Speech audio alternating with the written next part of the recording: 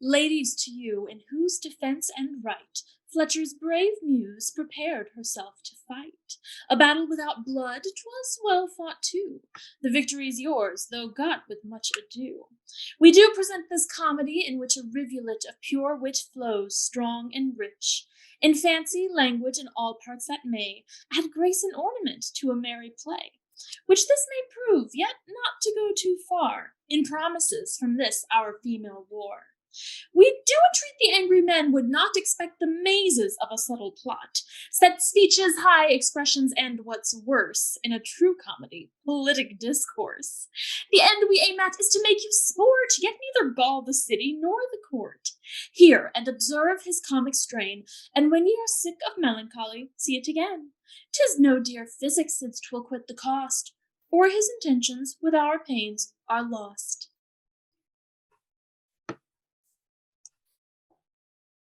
God give 'em joy. Amen. Amen, say I too. The pudding's now in the proof. Alas, poor wench. Methinks her father has dealt harshly with her, exceeding harshly, and not like a father. To match her to this dragon, I protest. I pity the poor gentlewoman. Methinks now he's not so terrible as people think him. This old thief flatters out of mere devotion to please the father for his second daughter. But shall he have her? Yes, when I have Rome, and yet the father's for him. I'll assure ye, I hold him a good man. Yes, sure, a wealthy, but whether a good woman's man is doubtful. Would 'twere no worse. What though his other wife, out of her daily hue, and cries upon him, for sure she was a rebel, turned his temper and forced him blow as high as she. Thus follow he must retain that long since buried tempest to this soft maid. I fear it. So do I too. And so far that if God had made me a woman and his wife, that must be. What would you do, sir? I would learn to eat coals with an angry cat and spit fire at him. There's no safety else, no moral wisdom to be a wife and his. So I should think too. For yet the bare remembrance of his first wife, I tell ye on my knowledge and truth too, will make him start and sleep and very often cry out for cudgels and caul staves, anything, hiding his breeches out of fear. Her ghost should walk and wear 'em yet. He's a good fellow, and on my word, I love him. But to think, a fit match for this tender soul. His very frown, if she but say her prayers louder than men talk treason, makes him tender. She must do nothing of herself, not eat, drink, say, sir, how do ye? Make her ready, unready, unless ye bid her. Yes, he will bury her with 20 pound to 10 pound to 20 shillings within these 3 weeks. I'll be your half. He loves her most extremely, and so long 'twill be honeymoon.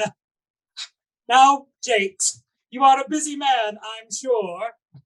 Yes, certain, this old sport must have eggs. Speed ye, Jakes. We shall be for you presently. Your worship shall have wine rich and neat, and oh, my conscience as welcome as any New Year's Day. Oh, my old sir, when shall we see your worship run it ring? That hour of standing were worth money. So, sir. Upon my little honesty, your mistress, if I have any speculation, must think this single thumbing of the fiddle, but without a bow, even poor sport. You're merry. We're our wives, too. So God bless your worships. This fellow tells you true. When is the day, man? Come, you'll steal a marriage. Nay, believe me, but when her father pleases, I am ready, and all my friends shall know it. Why not now? One charge had served for both. There's reason in it. Called Roland. Will ye walk? They'll think we are lost. Come, gentlemen. You have whipped him now. Though will he never the wench, I hope. I wish it.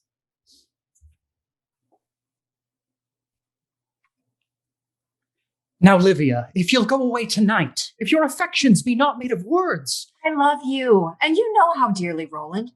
Is there none near us? My affections ever have been your servants. With what superstition I have ever sainted you. Why then take this way? 'Twill be a childish and a less prosperous course than his that knows not care. Why should we do our honest and our hearty love such wrong to overrun our fortunes? Then you flatter. Lass, you know I cannot. What hopes left else but flying to enjoy ye? None so far, for let it be admitted we have time, and all things now another expectation. my father's bent against us. What but ruin can such a byway bring us? If your fears would let you look with my eyes, I would show you, and certain how our staying here would win us a course, though somewhat longer, yet far surer. And then Moroso has ye. On no such matter, for this holding certain, begging, stealing, whoring, sooner finds me than that drawn fox Moroso. But his money, if wealth may win you. His money, Roland? Oh, love, forgive me. What faith hast thou? Why, can his money kiss me? Yes. Behind, laid out on a petticoat, or grasp me while I cry, oh, good, thank you. Oh, my troth, that makes me merry with thy fear, or lie with me, as you may do. Alas, what fools you men are. His moldy money. Half a dozen riders that cannot sit but stamped fast to their saddles. No, Roland, no man shall make use of me. My beauty was born free, and free I'll give it to him that loves, not buys me. You yet doubt me. I cannot say I doubt ye. Ah, go thy ways. Thou art the prettiest fueling piece of passion. In faith, I will not have thee. I had rather. Prithee, believe me, if I do not carry it for both our goods. But. What but? I would tell you. I know all you can tell me. All's but this. You would have me and lie with me, is not so? Yes. Why, you shall. Will that content you? Go. I am very loath to go.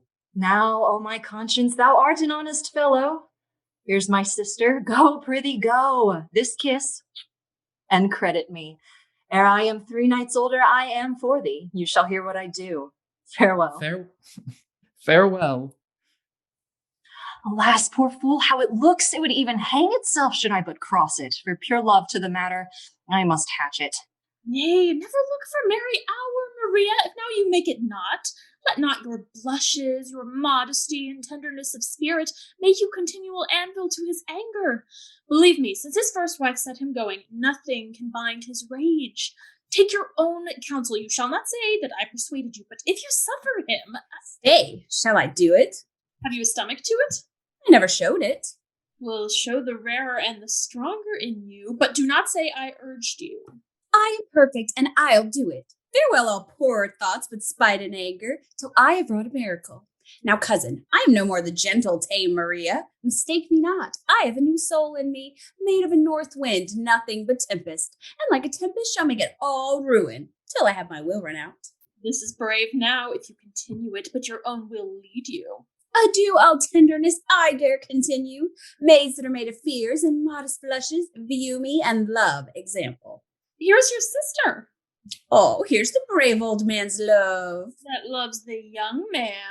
Dear sister, where have you been? You talk thus. Why, at the church, wench, where I am tied to talk thus. I'm a wife now. It seems so, and modest. You are an ass. When thou art married, thy modesty will never buy thee pins. Bless me. From what? Such a tame fool as our cousin Livia. You are not mad. Yes, wench, and so must you be, or none of our acquaintance. Mark me, Livia, or indeed fit for our sex. 'Tis bedtime. Pardon me, yellow hymen, that I mean thine offerings to protract, or to keep fasting my valiant bridegroom. Whither will this woman? You may perceive her end. Or rather fear it. Dare you be partnerant? Leave it, Maria. I fear I have marked too much. For goodness, leave it. Divest you with obedient hands. To bed. To bed? No, Livia, there's a fellow must yet, before I know that heat. Ne'er start, wench. Be made a man, for yet he is a monster. Here must his head be, Livia. Never hope it. 'Tis as easy with a sieve to scoop the ocean as to tame Petruchio. Stay, Lucina, hear me. Never unlock the treasure of my womb for human fruit to make it capable, nor never with thy secret hand make brief a mother's labor to me, if I do give way unto my married husband's will, or be a wife in anything but hopes, till I have made him as easy as a child, as tame as fear. He shall not win a smile or a pleased look from this austerity, though it would pull another jointure from him and make him every day another man. And when I kiss him till I have my will, may I be barren of delights and know only what pleasures are in dreams and guesses. A strange exordium. All the several wrongs done by imperious husbands to their wives these 1,000 years and upwards strengthen thee. Thou hast a brave cause. And I'll do it bravely, or may I knit my life out ever after. In what part of the world got she this spirit? Yet pray, Maria, look before you truly. Besides the obedience of a wife, which you will find with a heavy imputation, which yet I cannot think your own. It shows so distant from your sweetness. 'Tis, I swear. Weigh but the person and the hopes you have to work this desperate cure. A weaker subject would shame the end I aim at. 'Tis obedience? You talk too tamely. By the faith I have in mine own noble will, that childish woman that lives a prisoner to her husband's pleasure has lost her making and becomes a beast, crafted for his use, not fellowship. His first wife said as much. She was a fool and took a scurvy course. Let her be named amongst those that wish for things but dare not do them. I have a new dance for him. Are you of this faith? Yes, truly, and will die in it. Then let's all wear breeches. Now thou comest near the very nature of a woman. I'll tell thee, Livia, had this fellow tried as many wives as horses under him with the spurring of their patience, or could he cast his wives new again like bells to make them sound to his will, or the fearful name of the first breaker of wild women, Yet would I undertake this man thus single, and, in spite of all the freedom he has reached to, turn him and bend him as I list, and mold him into a babe again, that aged women wanting both teeth and spleen may master him. Thou wilt be chronicled. That's all I aim at. I must confess I do with all my heart hate an imperious husband, and in time might be so wrought upon. To make him cuckold? If he deserve it. And I'll leave you, ladies. Thou hast not so much noble anger in thee. Go sleep, go sleep. What we intend to do lies not for such starved souls as thou hast, Livia. Good night. The bridegroom will be with you presently. That's more than you know. If you work upon him as you have promised, you may give example, which no doubt will be followed. So, Good night, we'll trouble you no further. if you intend no good, pray do no harm. None but pray for you. Cheer, wench. Now, Bianca, those wits we have, let's wind 'em to the height. My rest is up, wench, and I pull for that will make me ever famous. They that lay foundations are half builders, all men say. My master, forsooth. Oh, how does thy master? Prithee, commend me to him. How's this? My master stays, forsooth. Why, let him stay. Who hinders him, forsooth? The revel's ended now. To visit you? I am not sick. I mean to see his chamber, forsooth. Am I his groom? Where lay he last night, forsooth? In the low-matted parlor.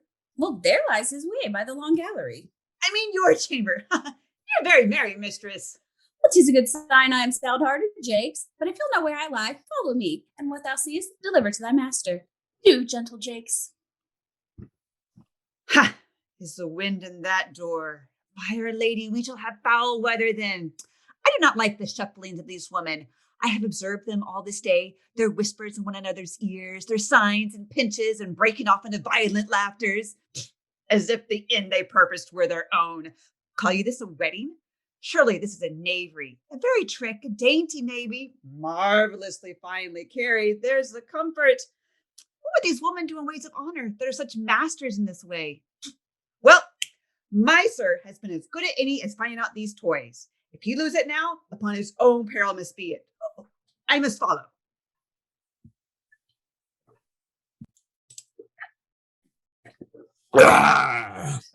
You that are married gentlemen have at ye for a round wager now. Of this night's stage, Yes. I'm your first man, a pair of gloves of 20 shillings. Done. Who takes me up next? I am for all bets. Well, lusty Lawrence, were but my night now, old as I am, I would make you clap on spurs, but I would reach you and bring you to your trot too. I would gallants. Well said, Goodwill. But where's the staff boy, huh? Old Father Time, your hourglass is empty. A good tough train would break thee all to pieces. Thou hast not breath enough to say thy prayers. See how these boys despise us. Will you to bed, son? This pride will have a fall. Upon your daughter. But I shall rise again, if there be truth in eggs and buttered parsnips. Will you to bed, son, and leave talking? Well, my masters, if I do sink under my business, as I find 'tis very possible, I am not the first that has miscarried, so that's my comfort. What may be done without impeach or waste, I can and will do. How now? Is my fair bride abed? Oh, truly, sir. Not a bed yet. Body of me, we'll up and rifle her. Here's a coil with a maidenhead. Let's up, come. That you cannot neither. Why? Unless you drop through the chimney like a daw or force a breach in the window. You may untile the house, 'tis possible. What does thou mean? A moral, sir. The ballad will express it. The wind and the rain return you back again, and you cannot be lodged there. The truth is, all the doors are barricaded, and she's victualled for this month. Art not thou drunk? He's drunk. He's drunk. Come, what's up? Yes, I am drunk. Ye may go up, gentlemen, ye may, but take heed to your heads. I say no more. I'll try that. How dost thou say? The door fast locked, fellow?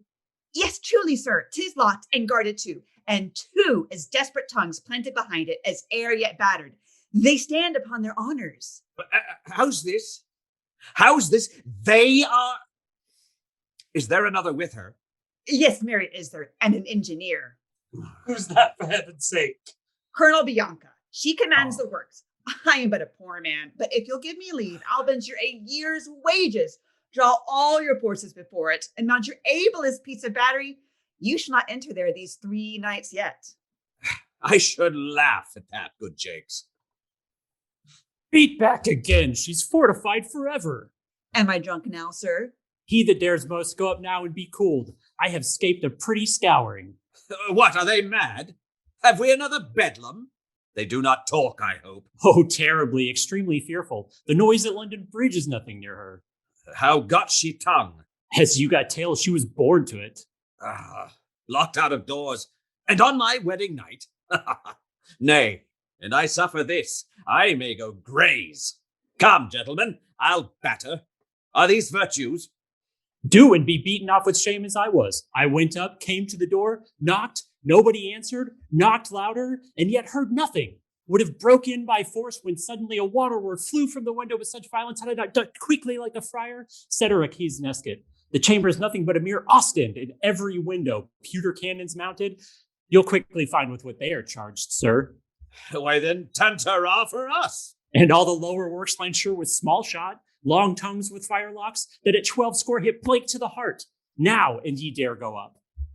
The window opens. Beat a parley first. I'm so much amazed my very hair stands. Why, how now, daughter? What, entrenched? A little guarded for my safety, sir. For your safety, sweetheart. Why, who offends you?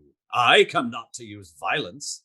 Oh, I think you cannot, sir. I am better fortified. Oh, I know your end. You would fain reprieve your maidenhead a night or 2.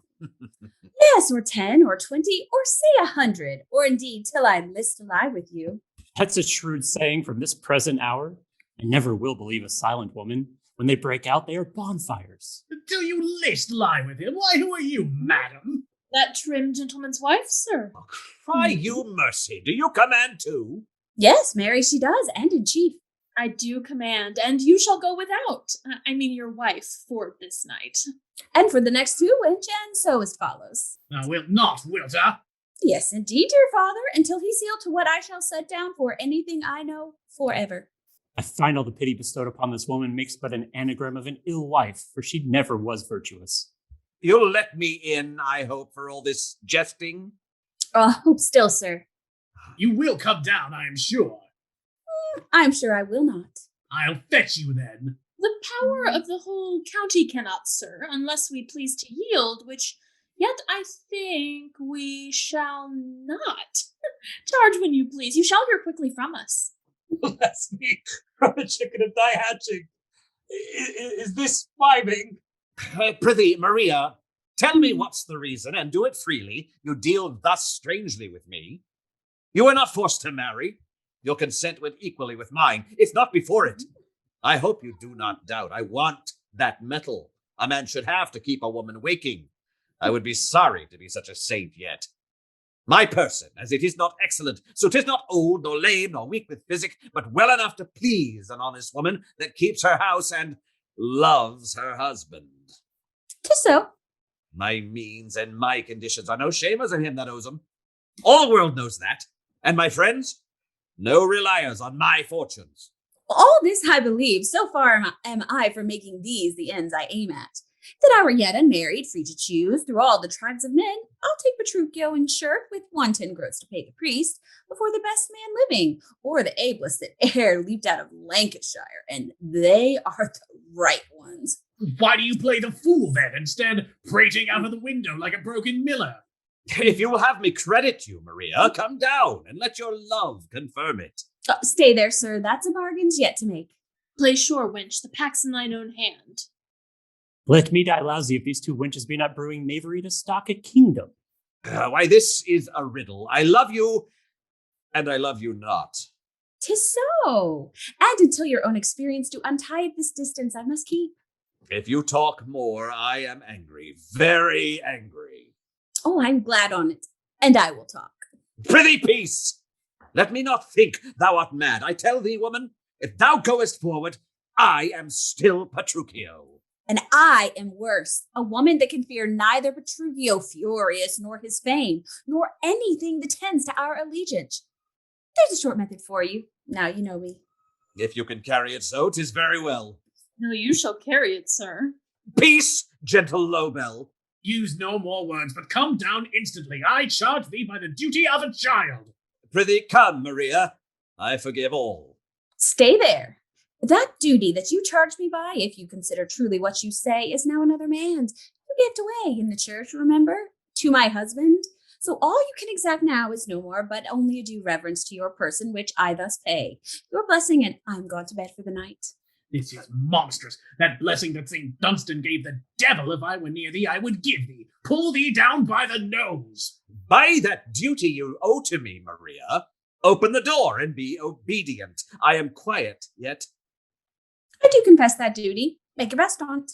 Why, give me leave, I will. Sir, there's no learning an old stiff jade to trot. You know the moral. You're too hot, and such prove jades at length. You do confess a duty or respect to me from you again that's very near or full the same with me? Yes. Then by that duty or respect or what you please to have it, go to bed and leave me, and trouble me no longer with your fooling, for no, I am not for you. Well, what remedy? A fine smart cudgel. Oh, that I were near thee. If you had teeth now, what a case were we in? Oh, These are the most authentic rebels, ex Tyrone, I've ever heard of. A week hence, or a fortnight, as you bear you, and as I find my will observed, I may, with the intercession of some friends, be brought maybe to get you, and so quarterly to pay a little rent by composition. You understand me? I must not to bed with this stomach and no meat, lady. Oh, feed where you will, so it be sound and wholesome, else live at livery, for I'll none with you. You'd best be one of the dairymaids. They'll carry, but take heed to your girths. You'll get a bruise else. Now, if thou wouldst come down and tender me all the delights due to a marriage bed, study such kisses as would melt a man, and turn thyself into 1,000 figures to add new flames unto me, I would stand thus heavy, thus regardless, thus despising thee in thy best allurings. All the beauty that's laid upon your bodies, mark me well, for without doubt your minds are miserable. You have no masks for them. All this rare beauty lay but the painter and the silkworm by, the doctor with his diets, and the tailor, and you appeared like flea'd cats, not so handsome. Appear like her that sent us hither, that only excellent and beauteous nature, truly ourselves for men to wonder at, but too divine to handle. We are gold, and our own nature's pure, but when we suffer the husband's stamp upon us, then allays and base ones of you men are mingled with us, and we blush like copper. Then, and never till then, are women to be spoken of. For till that time, you have no souls, I take it. Oh. Good night. Come, gentlemen, I'll fast for this night. But by this hand, well, I shall come up yet. No. There I will watch thee like a withered jury. Thou shalt have neither meat, fire, nor candle, nor anything that's easy. Do you rebel so soon? Yet take mercy. Put up your pipes to bed, sir. I'll assure you a month's siege will not shake us. Well said, Colonel. To bed, Petruchio. Good night, gentlemen. You'll make my father sick with sitting up. Here, you shall find us any time these 10 days, unless we may march off in contentment. I'll hang first. And I'll quarter if I do not. I'll make you know and fear a wife, Petruchio. There my cause lies. You've been famous for a woman tamer, and bear the feared name of a brave wife breaker. A woman shall now take those honors off and tame you. Nay, never look so big. She shall, believe me, and I am she. What think ye? A good night to all. Ye shall find sentinels. If ye dare sally. Devils in him, even the very devil, the downright devil. I'll devil 'em. By these 10 bones I will. Take him down in the top of my speed. This is fine dancing. Gentlemen, stick to me. You see our freeholds touched, and by this light we will beleaguer 'em and either starve 'em out or make 'em recreant. I'll see all passages stop with those about him. If the good women of the town dare succor him, we'll have wars indeed. I'll stand Purdue upon him. My regiment shall lie before. I think so. 'Tis grown too old to stand. Let's in, and each provide his tackle. We'll fire 'em out or make 'em take their pardons. Hear what I say on their bare knees. Am I, Petruchio, feared and spoken of, and on my wedding night am I thus jaded?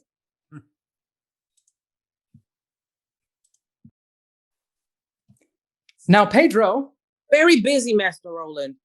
what haste, man? I beseech you, pardon me, I am not mine own man. Thou art not mad. No, but believe me, as hasty. The cause, good Pedro. There be 1,000, sir. You are not married. Not yet. Keep yourself quiet then. Why? You'll find a fiddle, then never will be toned else from all women. What ails the fellow Tro? Jakes? Your friend, sir, but very full of business. Nothing but business. Prithee the reason. Is there any dying? I would there were, sir. But thy business? I'll tell you in a word. Listen upon soups and puddings, pasties and penny custards, that the woman may not relieve yon rebels. Fare you well, sir. How does my mistress? Ha ha! Like a rusty jade, she's spoiled for riding. What a devil ail they? Custards and penny pasties? Fools and fiddles? What's this to the purpose? Oh, well met. Now, Roland, I cannot stay to talk long. What's the matter? Here stirring, but to what end? Whither go you? To view the works. What works? The women's trenches. Trenches? Are such to see? I do not jest, sir. I cannot understand you. Do you not hear in what a state of quarrel the new bride stands with her husband? Let him stand with her, and there's an end. It should be, but by Our Lady she holds him out at Pike's End and defies him, and now is fortified. Such a regiment of rudders never defied men braver. I am sent to view their preparation. This is news stranger than arms in the air. You saw not my gentle mistress? Yes, and meditating upon some secret business. When she had found it, she leaped for joy and laughed, and straight retired to shun Moroso. This may be for me. Will you along? No. Farewell. Farewell, sir. What should her musing mean, and what her joy in it, if not for my advantage? Stay ye. May not that bob-tailed jade Moroso, with his gold, his gewgaws, and the hope she has to send him quickly to dust, excite this? Here she comes, and yonder walks the stallion to discover. Yet I'll salute her. Save you, beauteous mistress. A fox is kennelled for me. Save you, sir. Why do you look so strange? I used to look, sir, without examination. 20 spur royals for that word. Belike then the object discontents you. Yes, it does. Is it come to this? You know me, do you not? Yes, as I may know many by repentance. Why do you break your faith? Well, I'll tell you that too. You are underage and no band holds upon you. Excellent witch. Sue out your understanding and get more hair to cover your bare knuckles, for boys were made for nothing but dry kisses, and, if you can, more manners. Better still. And then, if I want Spanish gloves or stockings, a 10-pound waistcoat, or a nag to hunt on, it may be I shall grace you to accept them. Farewell. And when I credit women more, may I to Smithfield, and there buy a jade, and know him to be so that breaks my neck. Because I have known you, I'll be thus kind to you. Farewell, and be a man. And I'll provide you, because I see you are desperate, some staid chambermaid that may relieve your youth with wholesome doctrine. She's mine from all the world. Ah, wench. Hot chicken? How's this? I do not love these favors. Save you. The devil take thee! There's a love token for you. Thank me now. I'll think on some of ye, and if I live, my nose alone shall not be played withal. Box of the ear, do you say? Yes, sure, a sound one, beside my nose to my hand. If Cupid shoots arrows of that weight, I'll swear devoutly he's sued his livery and is no more a boy. You gave us some ill language. Not a word. Or might be you were fumbling? Would I had, sir. I had been aforehand then, but to be baffled and have no feeling of the cause. Be patient. I have a medicine clapped to her back will cure her. No, sure. It must be afore, sir. On my conscience, when I got these two wenches, who till now never showed their riding, I was drunk with bastard, whose nature is to form things like itself, heady and monstrous. Did she slight him too? That's all my comfort. A mere hobby horse she made child Roland. Foot she would not know him, not give him a free look, not reckon him among her thoughts, which I held more than wonder. I, having seen her within 3 days, kiss him with such an appetite as though she would eat him. There's some trick in this. How did he take it? Ready to cry, he ran away. I fear her, and yet I tell you ever to my anger she is as tame as innocency. It may be this blow was but a favour. I'll be sworn 'twas well tied on then. Go to, pray forget it. I have bespoke a priest, and within his 2 hours I'll have ye married. Will that please you? Yes. I'll see it done myself, and give the lady such a sound exhortation for this knavery, I'll warrant you she'll make her smell this month of it. Oh, nay, sir, be not violent. Neither. It may be, out of her earnest love there grew a longing. As you know, women have such toys in kindness, to give me a box of the ear or so. It may be. I reckon for the best. This night, then, I shall enjoy her. You shall hansel her. Old as I am, I'll give her one blow for it. Shall make her groan these 12 months. Where's your jointure? Oh, I have a jointure for her. Have your counsel perused it yet? No counsel but the night, and your sweet daughter shall e'er peruse that jointure. Come then, let's comfort my son Petruchio. He's like little children that lose their baubles, crying ripe. Pray tell me, is this stern woman still upon the flaunt of bold defiance? Still, and still she shall be till she be starved out. You shall see such justice that women be glad after this temperance to tie their husbands' shoes and walk their horses. That were a merry world. Do you hear the rumor? They say that women are in insurrection and mean to make a... They'll sooner draw up on the walls as we do. Let 'em. We'll ship 'em out in cuck-stools. There they'll sail as brave Columbus did, till they discover the happy islands of obedience. We stay too long. Come. And now, St. George, be with us. Now, if I can but get in handsomely, father, I shall deceive you, and this night for all your private plotting. Oh, no wedlock. I have shifted sail and find my sister's safety a sure retirement. Oh, pray to heaven that Roland do not believe too far what I said to him, for yon old fox case forced me, that's my fear. Stay, let me see. This quarter fierce Petruchio keeps with his myrmidons. I must be sudden. If he sees on me, I can look for nothing but martial law. To this place I have escaped him. Above there, Ibala! a friend. Were you?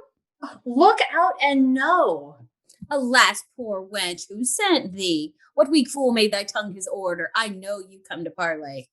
You are deceived. Urged by the goodness of your cause, I come to do as you do.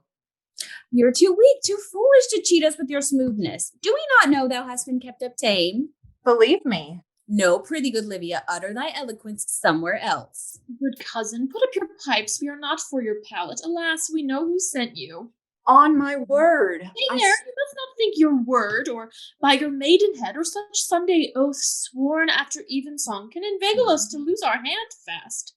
Did their wisdoms think that sent you hither, we would be so foolish to entertain our gentle sister Sinon and give her credit, while the wooden jade Petruchio stole upon us? No, good sister. Go home, and tell the merry Greeks that sent you, Ilium shall burn, and I, as did Aeneas, will on my back, spite of the Myrmidons, carry this warlike lady, and through seas unknown and unbelieved seek out a land where, like a race of noble Amazons, we'll root ourselves, and to our endless glory live and despise base men. I'll second ye. How long have you been thus? Oh, that's all one, cousin. I stand for freedom now. Take heed of lying, for by this light, if we do credit you and find you tripping. Let me feel the heaviest. Swear by thy sweetheart Roland, for by your maidenhead I fear 'twill be too late to swear. You mean nothing but safe and honorable and fair to us and to yourself. I swear. Stay, yet swear as you hate Moroso. That's the surest. And as you have a certain fear to find him, worse than a poor dried jack, full of more aches than autumn has, more knavery and usury and foolery and brokery than dog's ditch, as you acknowledge that young handsome wench that lies by such a bilbo blade that bends with every pass he makes to the hills most miserable. If you swear this, and truly 'tis like we shall believe you. I do swear it. Stay yet a little. Came this wholesome motion, deal truly, sister, from your own opinion or some suggestion of the foe? Never fear me, for by that little faith I have in husbands and the great zeal to bear your cause, I come full of that liberty you stand for, sister. If we believe you and you prove recreant, Livia, think what a name you give the noble cause we now stand for. Think what women shall 100 years hence speak thee when examples are looked for, and so great ones whose relations, spoke as we do 'em, wench, shall make new customs. If you be false, repent, go home, and pray. And to the serious women of the city, confess yourself. Bring not a sin so heinous to load thy soul to this place. Mark me, Livia. If thou beest double and betrayest our honors, and we fail in our purpose, get thee where there is no women living, nor no hope there ever shall be. Oh, 'tis a fearful office that thou hast, though thou beest perfect now. When thou camest hither, a false imagination, get thee gone. And as my learned cousin said, repent. This place is sought by soundness. So I seek it, or let me be a most despised example. I do believe thee. Be thou worthy of it. You came not empty? No, here's cakes and cold meat and a tripe of proof. Behold, wine and beer. Be sudden, I shall be surprised else. Meet at the low parlor door. There lies a close way. What fond obedience you have living in you, or duty to a man before you enter, fling it away. 'Twill but defile our offerings. Be wary as you come. I'll warrant ye.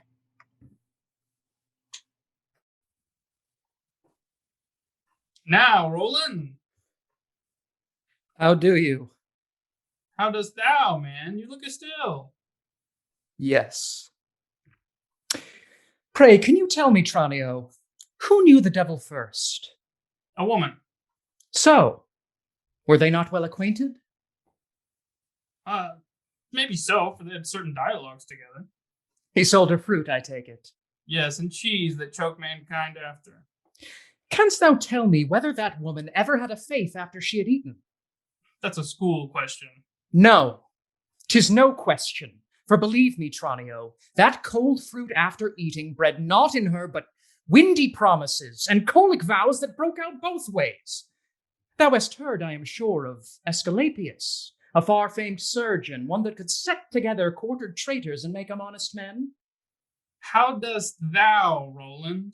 Let him but take, if he dare do a cure, shall get him fame indeed. A faithless woman. There will be credit for him. That will speak him. A broken woman, Tranio, a base woman. And if he can cure such a rack of honor, let him come here and practice. Now, for honor's sake, why, what ailst thou, Roland? I am ridden, Tranio, and spur-galled to the life of patience. Heaven keep my wits together by a thing our worst thoughts are too noble for, a woman. Oh, your mistress has a little frowned, it may be. She was my mistress. Is she not? No, Tranio! She has done me such disgrace, so spitefully, so like a woman bent to my undoing, that henceforth a good horse shall be my mistress, a good sword or a book. And if you see her, tell her I do beseech you, even for love's sake. I will, Roland. She may sooner count the good I have thought her, our old love and our friendship, shed one true tear, mean 1 hour constantly, be old and honest, married and a maid, than make me see her more or more believe her. And now I have met a messenger. Farewell, sir. Alas, poor Roland, I will do it for thee. This is that dog Moroso, but I hope to see him cold at the mouth first ere he enjoy her. I'll watch this young man, desperate thoughts may seize him, and if my purse or counsel can, I'll ease him.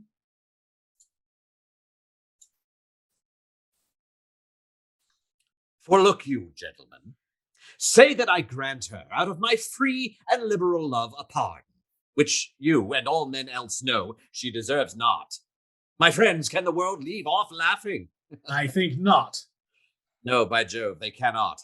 For pray consider, have you ever read or heard of, or can any man imagine such a brazen resolution as this young Crabtree? And then answer me, not a foul word come cross her, not a fear she justly can take hold on, and do you think I must sleep out my anger and endure it? No, she should ride the wild mare once a week, she should. Believe me, friends, she should. I would tamer her till all the legions that are crept into her flew out with fire of the tails. Methinks you err now, for to me it seems a little sufferance were a far surer cure. Yes, I can suffer when I see promises of peace and amendment. Give her a few conditions. I'll be hanged first. Give her a Crabtree cudgel. So I will. And after it, a hard bed for her bones, and hard eggs, till they brace her like a drum. She shall not know a stool in 10 months, gentlemen. This must not be.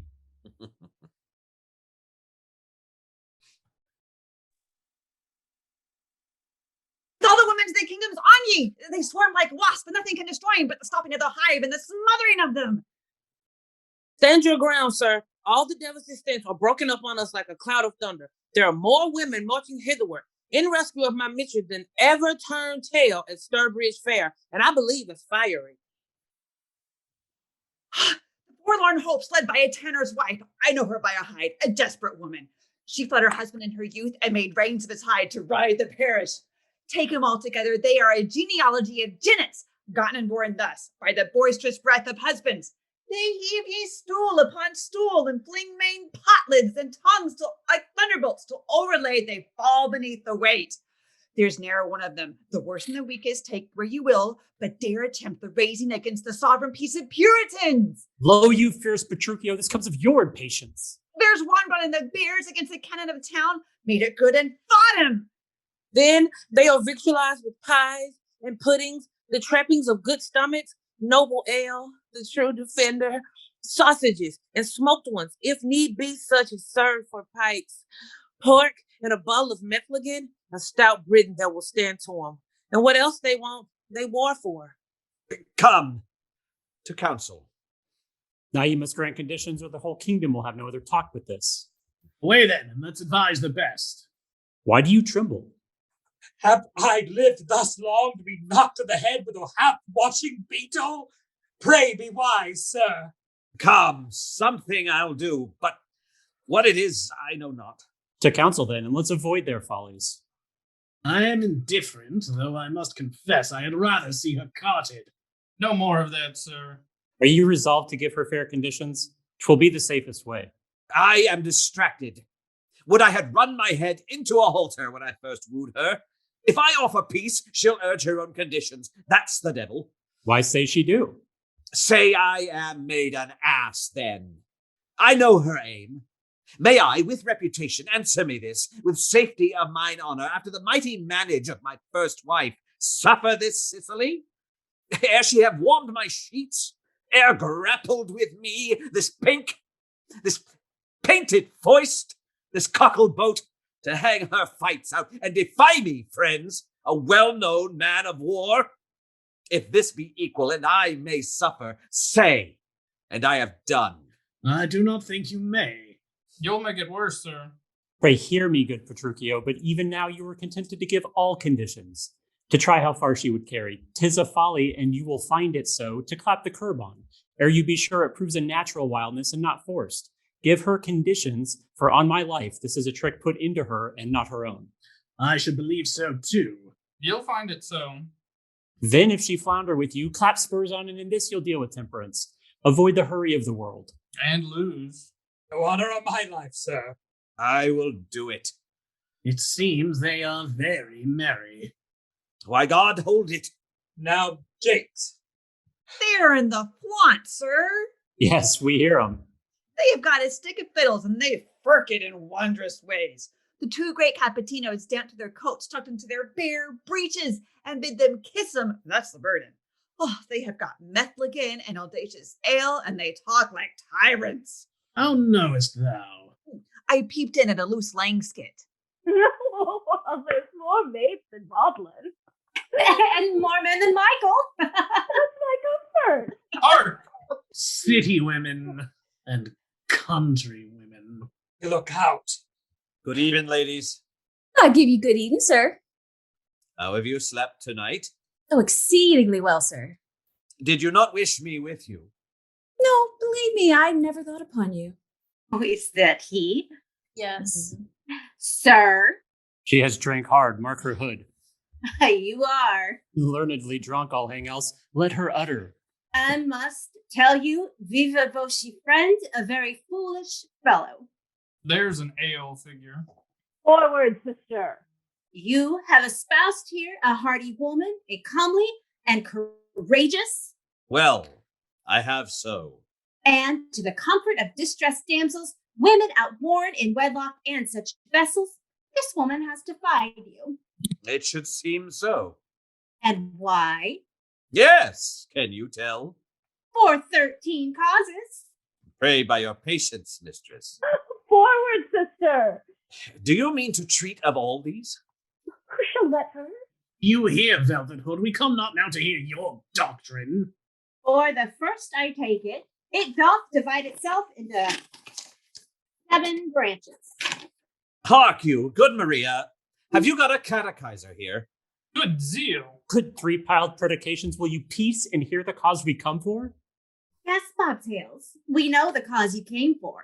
Here's the cause. But never hope to carry her. Never dream or flatter your opinion with a thought of base repentance in her.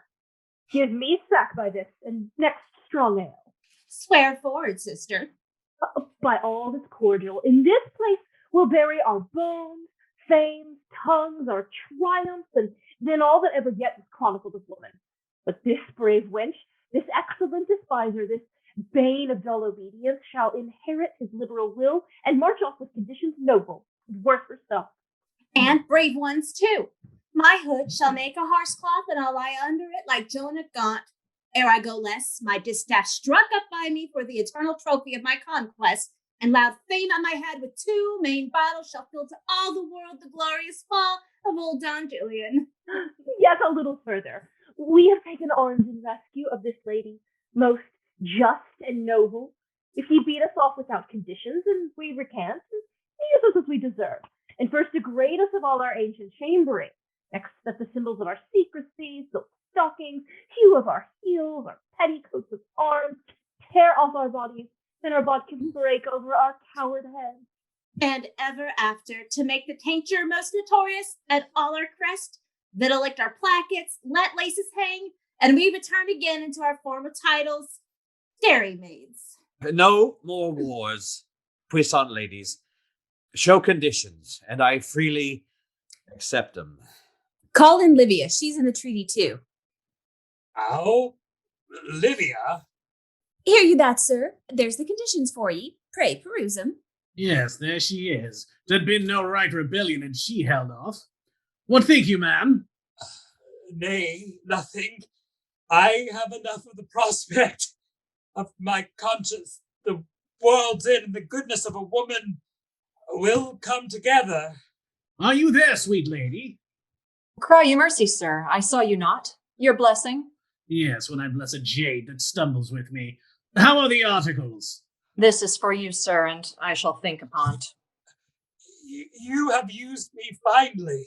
There's no other use of thee now extant but to be hung up, cassock, cap, and all, for some strange monster at apothecary's. I hear you, whore. It must be his then, sir, for need will then compel me. Blessing on thee.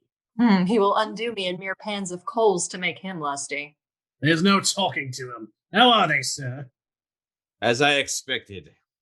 Liberty enclose when and in what way she will, continual monies, company, and all the house at her dispose. No tongue to say why is this, or whether will it. New coaches and some buildings? She appoints here, hangings and hunting horses, and for plate and jewels. For her private use, I take it. £2,000 in present, then for music, and women to read French. This must not be. And at the latter end, a clause put in that Livia shall by no man be importuned this whole month yet to marry. This is monstrous. This shall be done. I'll humor her a while. If nothing but repentance and undoing can win her love, I'll make a shift for one. When ye are once abed, all these conditions lie under your own seal. Do you like 'em? Oh, yes, yes. And by that faith I gave you for the priest, I'll ratify them. Day, what pledges? No, I'll take that oath, but have a care you keep it. If you do juggle or alter but a letter of these articles that we have set down, the self-same persecution. Mistrust him not. But by all my honesty, Enough, I yield. What's this inserted here? The 2 valiant women that command here shall have supper made 'em, and a large one, and liberal entertainment without grudging, and pay for all their soldiers. That shall be too. And if a ton of wine will serve to pay 'em, they shall have justice. I ordain ye all paymasters, gentlemen. Then we shall have sport, boys. We'll meet you in the parlor. Ne'er look sad, sirs, for I will do it. There's no danger in it. For Livia's article, you shall observe it. I have tied myself. I will. Along then. Either I break, or this stiff plant must bow.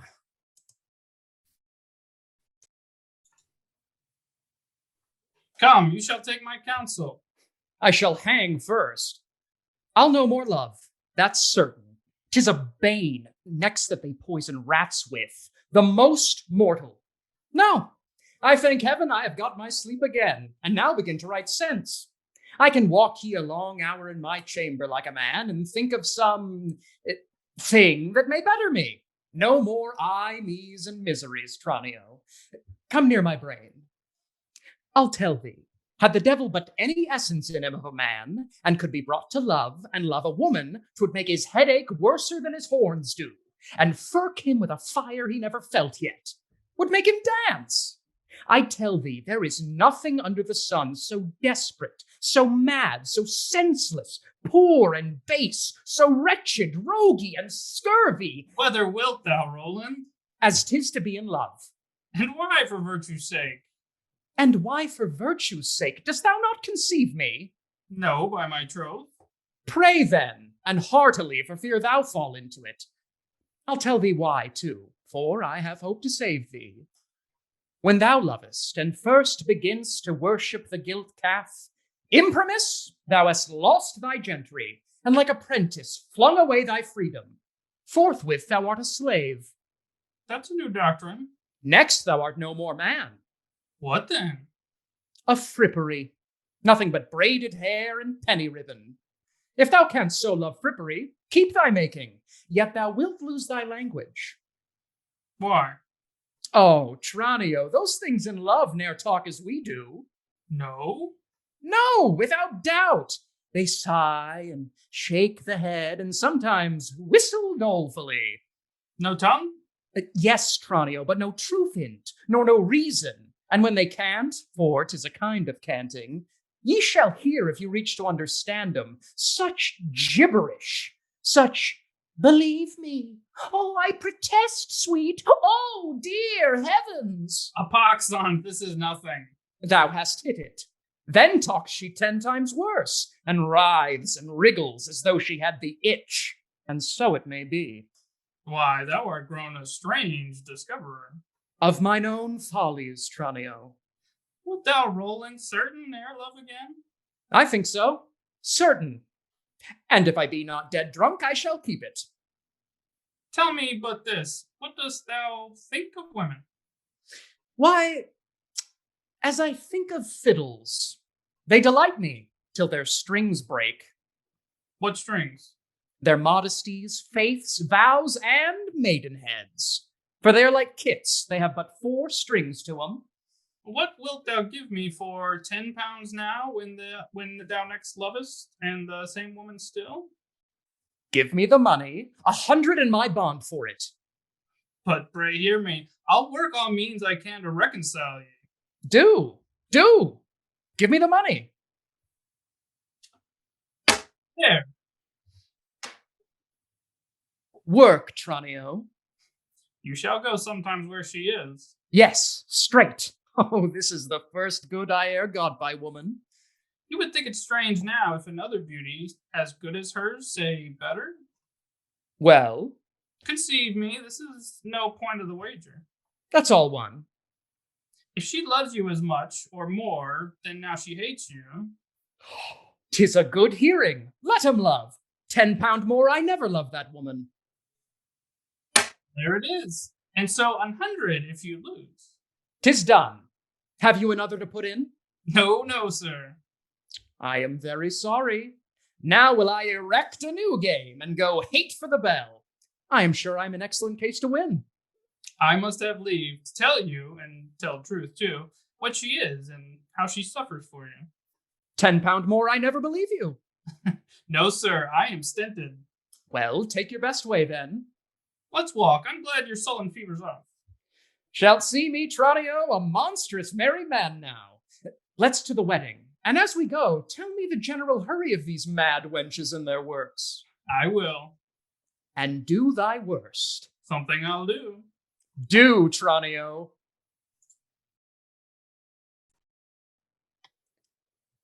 A pair of strocks beside him. Are they gone?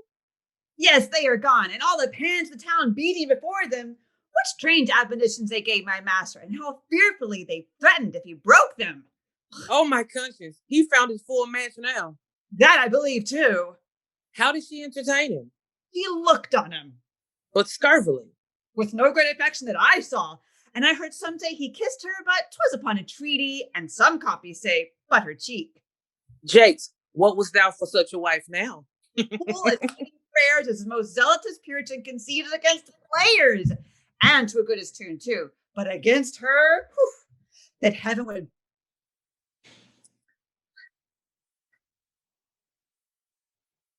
How devilish drunk they were.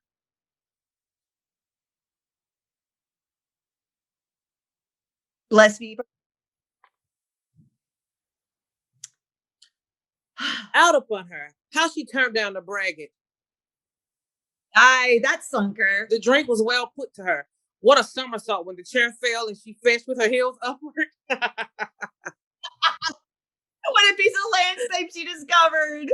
This marked her when her hood fell in the pocket. Yes, and they're rid like a Dutch boy when she had got her balance. Oh, that I saw too. How faint she could have drawn on Sophocles to come aboard, and how she simpered at it.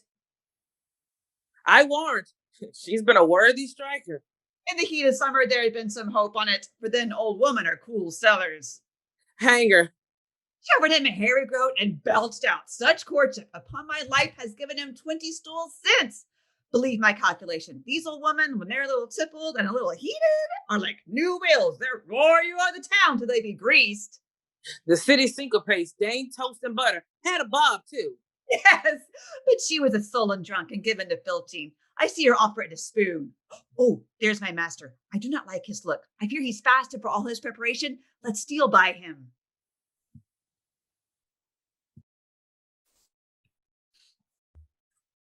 Not let you touch her all this night.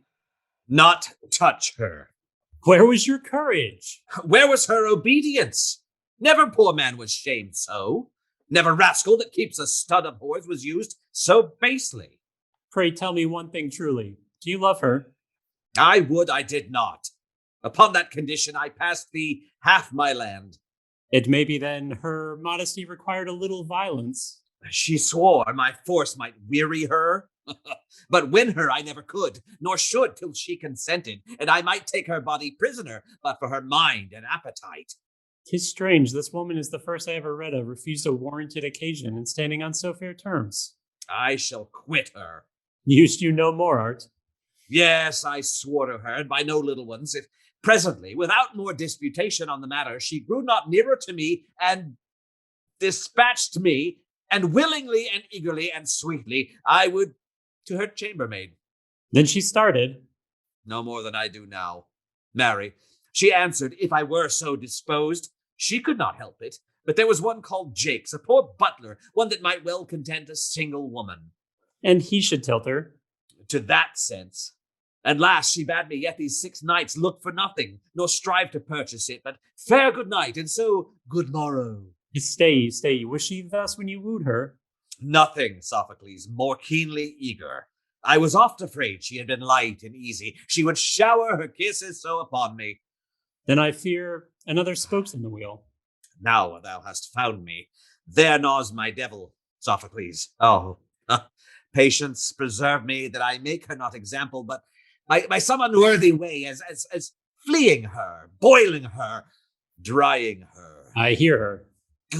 Mark her then, and see the air of spite and prodigality. She has studied a way to beggar us both. And by this hand, if she shall live, if I live, she shall be a doxy. Fie, sir.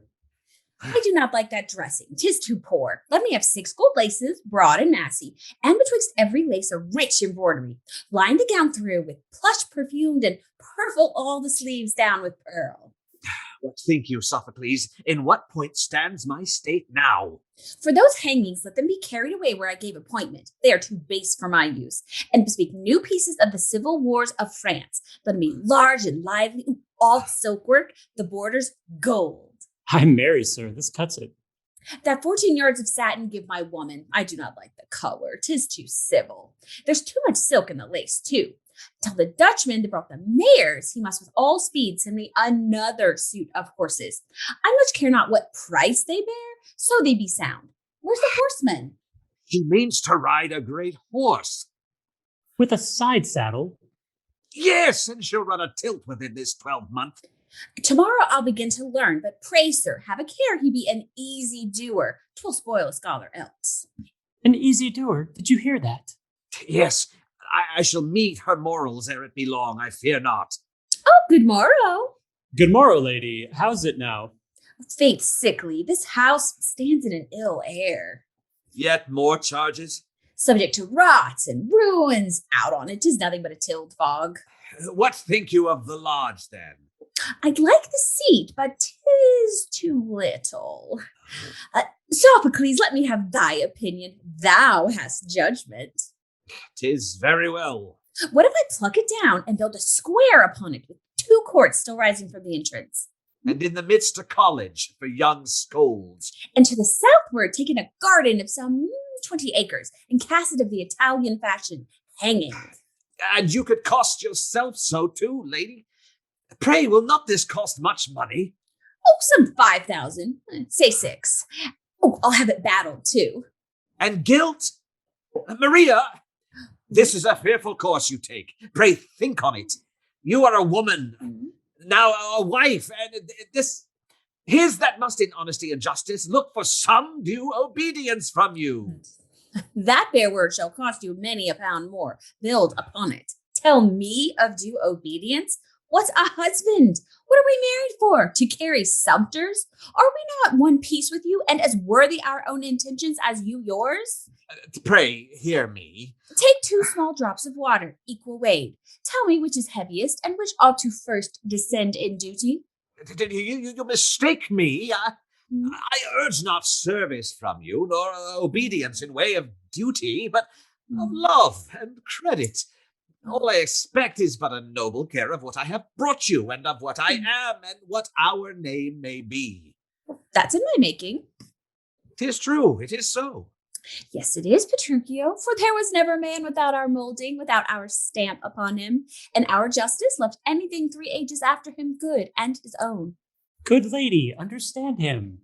Oh, I do too much, sweet Sophocles. He's one of a most spiteful condition, never at peace with anything but age, that has no teeth left to return his anger. A bravery dwells in his blood yet, of abusing his first good wife. He's sooner fire than powder, and sooner mischief. If I be so sudden, do you not fear me? No, nor yet care for you, and if it may be lawful, I defy you. Does this become you now? It shall become me. Thou disobedient, weak, vain, glorious woman, were I but half so willful as thou spiteful, I should now drag thee to thy duty. Drag me? But I am friends again. Take all your pleasure. Now you perceive him, Sophocles. I love thee above thy vanity, thou faithless creature. Would I had been so happy when I married, but to have met an honest man like thee. For I am sure thou art good. I know thou art honest, a handsome, hurtless man, a loving man, though never a penny with him. And those eyes, that face, oh, that true heart. Wear this for my sake. And when thou thinkst upon me, pity me. I am cast away. Why, how now, man? Pray, leave me and follow your advices. The man's jealous. I shall find a time, ere it be long, to ask you 1 or 2 foolish questions. I shall answer as well as I am able when you call me. If she mean true, 'tis but a little killing. If I do not venture, it's... Farewell, sir. Pray, farewell. Is there no keeping a wife to one man's use? No wintering these cattle without straying? 'Tis hard dealing, very hard dealing, gentlemen, strange dealing. Now, in the name of madness, what star reigned? What dog star, bull, or bear star when I married this second wife, this whirlwind that takes all within her compass? Was I not well warned and beaten to repentance in the days of my first doting? Had I not wife enough to turn my love to? Did I want vexation or any special care to kill my heart? Like a cur, I was fain to show my teeth first and almost worry her. And did heaven forgive me and take this serpent from me? And am I keeping tame devils now again? My heart aches. Something I must do speedily.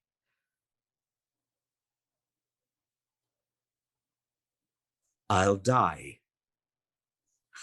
And if I can, handsomely, for that's the way to make a rascal of her. I am sick, and I'll go very near it, but I'll perish.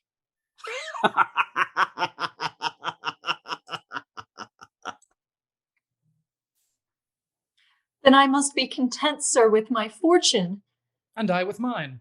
I did not think a look or a poor word or two could have displanted such a fixed constancy, and for your end too. Come, come, I know your courses. But there's your gewgaws, your rings and bracelets, and the purse you gave me. The money's spent in entertaining you at plays and cherry gardens. There's your chain too, but if you'll give me leave, I'll wear the token still. I would yet remember you. Give him his love, wench. The young man has employment for it. Aye, Roland. You cannot fy me out £100 with this poor plot. Yet let me ne'er say day more if something do not struggle strangely in me. Young man, let me talk with you. Well, young woman? This was your mistress once? Yes. Are ye honest? I see you are young and handsome. I am honest. Why, that's well said. And there's no doubt your judgment is good enough and strong enough to tell you who are your foes and friends. Why did you leave her? She made a puppy of me. Oh, be that granted, she must do so sometimes, and oftentimes love were too serious else. A witty woman. Had you loved me? I would I had. And dearly, and I had loved you so. You may love worse, sir, but that is not material. I shall lose. Some time or other for variety, I should have called you fool or boy, or bid you play with the pages, but have loved you still, out of all question, and extremely too. You are a man made to be loved. This woman either abuses me or loves me deadly. I'll tell you one thing. If I were to choose a husband to mine own mind, I should think one of your mother's making would content me, for, on my conscience, she makes good ones. Lady, I'll leave you to your commendations. I am in again. The devil take their tongues. You shall not go. I will.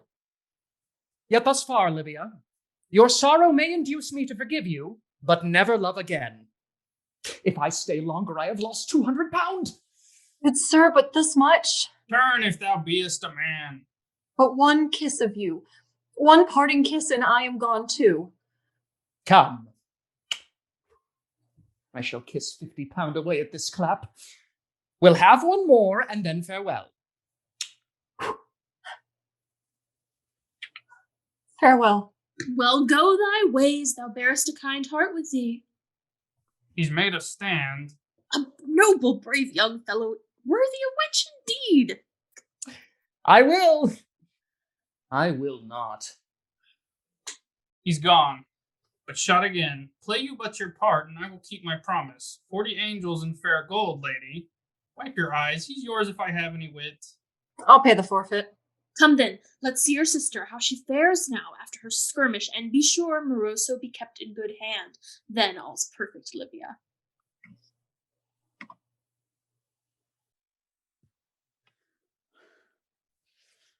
Oh, Jake, what becomes of us? Oh, my sweet master. Run for a physician and a whole peck of pocket theories, Pedro. He will die. He'll die. They gotta come quickly. Bring all the people that are skillful in lungs and livers, raise the neighbors, and all the aquavitae bottles extant. Oh, the parson, Pedro. Oh, the parson. A little of his comfort, never so little. 22 when you find him at the bush, there's the best ale. I'll fly. Up with the trunks, Hull. Why are you idle? Sirrah, up to the chamber and take the hangings down, and see the linen packed up and sent away within this half hour. What, are the carts come yet? Some honest body help down with the chest of plates, and some the wardrobe. Alas, we are undone else. Oh, pray forsooth, and I beseech you, tell me, is he dead yet? No, but it's drawing on. Out with the armor. Then I'll go see him. No, thou art undone, fellow. No man that has been near him come near me. Why, how now, lady? What means this? Now, daughter, how does my son? Save all you can, for heaven's sake. Be of good comfort, sister. Oh, my casket. How does thy husband, woman? Get you gone if you mean to save yourselves. The sickness Stand further off, I prithee. is in the house, sir. My husband has it now. Alas, he is infected and raves extremely. Give me some counsel, friends. Why, lock the doors up and send him in a woman to attend him. I have bespoke 2 women, and the city hath sent a watch by this time. Meat nor money he shall not want, nor prayers. How long is it since it first took him? But within this 3 hours, I am frightened for my wits. Oh, here's the watch. Pray, do your office. Lock the doors up, friends, and patience be his angel. This comes unlooked for. Out to the lodge. Some that are kind and love me, I know will visit me.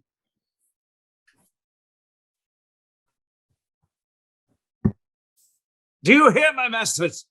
Ho, you that locked the doors up! 'Tis his voice. Oh, let's hear him. Will you starve me here? Am I a traitor, or an heretic, or am I grown infectious? Pray, sir, pray. I am as well as you are, good man, puppy. Pray have patience. You shall want for nothing, sir. I want a cudgel, and thee, thou wickedness. He speaks well enough. Have ever a strong heart, sir. Will you hear me? First, be pleased to think I know ye all, and can distinguish every man's several voice. You that spoke first, I know my father-in-law. The other Tranio, and I heard Sophocles. The last, pray, mark me, is my damned wife Maria. If any man misdoubt me for infected, there is mine arm. Let any man look on it. Thank you, gentlemen. Oh, welcome, doctor. Ye come in happy time. Pray, your opinion. What think you of his pulse? It beats with busyness and shows a general inflammation, which is the symptom of a pestilent fever. Take 20 ounces from him. Take a fool. Take an ounce from mine arm, and I'll make a chamber pot of your velvet cap. Gentlemen, do you make a May game on me? I tell you once again, I am as sound, as well, as wholesome, and as sensible as any of ye all. Let me out, quickly, for as I am a man, I'll beat the walls down, and the first thing I light upon shall pay for it. Nay, we'll go with you, doctor. 'Tis the safest. I saw the tokens. Then there is but one way. Will it please you open? His fit grows stronger still. Let's save ourselves, sir. He's past all worldly cure. Friends, do your office, and what he wants, if money, love, or labor, or any way may win it, let him have it. Farewell, and pray, my honest friends. Why, rascals! Friends! Gentlemen! Thou beastly wife! Jakes! None hear me? Who at the door there? Think, I pray, sir, whither you're going, and prepare yourself. These idle thoughts disturb you. Oh, the good gentlewoman, your wife, has taken care. You shall want nothing. Shall I come out in quiet? Answer me, or shall I charge a fowling piece and make mine own way? 2 of ye I cannot miss. If I miss 3, ye come here to assault me. I am as excellent well, I thank heaven for it, and have as good a stomach at this instant as I am. That is an ill sign. He draws on. He's a dead man. And sleep as soundly. Will you look upon me? Do you want pen and ink? While you have sense, sir, settle your state. Sirs, I am as well as you are, or any rascal living. Oh, would you were, sir? Look to yourselves, and if you love your lives, open the door and fly me, for I shoot else, and under 4 I will not kill. Oh, let's quit him. Could be it's a trick, but he's dangerous. The devil take the hindmost, I cry.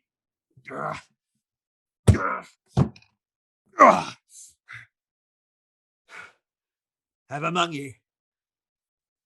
Are you all gone? Tricks in my old days crackers now put upon me. Am I grown so tame after all my triumphs? But that I should be thought mad if I railed against these women as much as they deserve, when a man has the fairest and the sweetest of all their sex, and as he thinks the noblest, what has he then? He has a quartan ague that shall shake all his estate to nothing. Never cured, nor never dying, he's as a ship to venture his fame and credit in, not worth the cloth she wears. I could rail 20 days out on him. If I were unmarried, I would do anything below repentance, any base dunghill slavery, be a hangman ere I would be a husband. Oh, the 10,000 ways they have to kill us. I could rail 20 days together now. I'll seek about, and if I have not reason, and very sensible, why this was done, I'll go a birding yet, and some shall smart for it.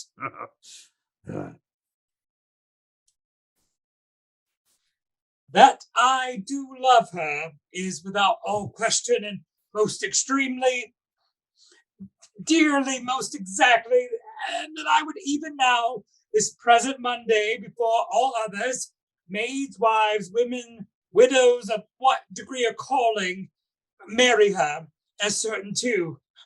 But to be made a whim-wham, a jib-crack, a gentleman of the first house for all my kindness to her. How you take it? Thou get a wench, thou get a dozen nightcaps. Wouldst thou have her come and lick thee like a calf, and blow thy nose and bust thee? Not so neither. What wouldst thou have her do? Do as she should do. Put on a clean smock and to church and marry and then to bed, a God's name. This is fair play and keeps the king's peace.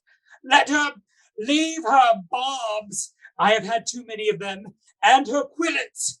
She is as nimble that way as an eel. Quote your griefs down. Give fair quarter. I am old and crazy and subject to much bumbling. I confess it. Yet something I would have that's warm to hatch me.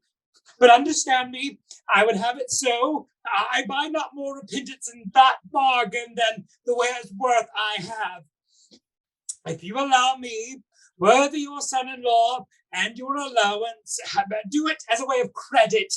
Let me show so, and not be troubled in my visitations with blows and bitterness and downright railings, as if we were to couple like two cats with clawing and loud clamour. Thou fond man, hast thou forgot the ballad, crabbed age? Can May and January match between them, and never a storm between them? Say she abuse thee, what gay she do? Well, nay, believe she does. I do believe she does. And devilishly. Art thou a whit the worse? That's not the matter. I know, being old, 'tis fit I am abused. I know 'tis handsome, and I know, moreover, I am to love her for it. Now you come to me. Nay, more than this, I find too, and find certain what gold I have, pearl bracelets, rings, or ouches, or what she desire, gowns, petticoats, waistcoats, embroidered stockings, scarves, hats, 5-pound garters, muffs, masks, ruffs, and ribbons. I am to give her for't. 'Tis right, you are so. But when I have done all this and make it duty, is requisite another more my nostrils. Riddle me that. Go get you gone, and dream she's thine within these 2 days, for she is so. The boys beside the saddle, get warm broths and feed apace. Think not of worldly business, it cools the blood. Leave off your tricks, they are hateful, and mere forerunners of the ancient measures. Contrive your beard at the top cut like vertigos, it shows you would be wise, and burn your nightcap, it looks like half a winding sheet. It urges from a young ones nothing but cold repentance. You may eat onions, so you'll not be lavish. I am glad of that. They purge the blood and quicken, but after them conceive me, sweep your mouth, and where there wants a tooth, stick in a clove. Shall I hope once again? Say it. You shall, sir, and you shall have your hope. Why, there's a match then. You shall not find me wanting. Get you gone. Here's the old man. He'll think you are plotting else something against his new son. Fare you well, sir. This is the spirit that inspires them all. Give you good even. A word with you, sweet lady. I am very hasty, sir. So were you ever. Well, what's your will? Was not your skillful hand in this last stratagem? Were not your mischiefs eking the matter on? In shutting up? Is that it? Yes. I'll tell you. Do. And truly, good old man, I do grieve exceeding much. I fear too much. I am sorry for your heaviness. Belike you can repent them. Well, there you are wide too, and not that the thing was done, conceive me rightly, does any way molest me. What then, lady? But that I was not in it. There's my sorrow. There, now you understand me. For I'll tell you, it was so sound a piece, and so well carried, and if you mark the way so handsomely, of such a height and excellence and art, I have not known a braver. For conceive me, when the gross fool, her husband, would be sick. Pray stay. Nay, good, your patience, and no sense for it, then stepped your daughter in. By your appointment. I would have had on that condition I had but one half smock. I like it so well, and like an excellent cunning woman cured me. One madness with another, which was rare, and to our weak beliefs a wonder. Hang ye, for surely if your husband not look to ye, I know what will. I humbly thank your worship, and so I take my leave. You have a hand, I hear, too. I have two, sir. In my young daughter's business? You will find there a fitter hand than mine to reach her frets and play down diddle to her. I shall watch ye. Do. And I shall have justice. Where? That's all one. I shall be with you at a turn henceforward. Yet you apposite too, and so good even, sir.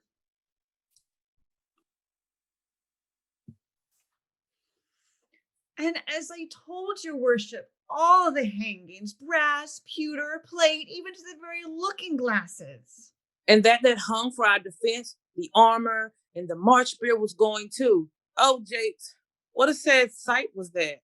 Even the two roundlets that too was our hope of muscadel, even those two lovely twins the enemy hath cut off clean. Go, trim the house up and put the things in order as they were. I shall find a time for all this.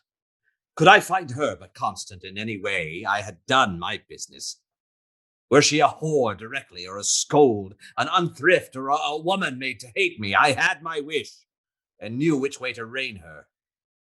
What a hap had I, and what a tidy fortune when my fate flung me upon this bare whelp.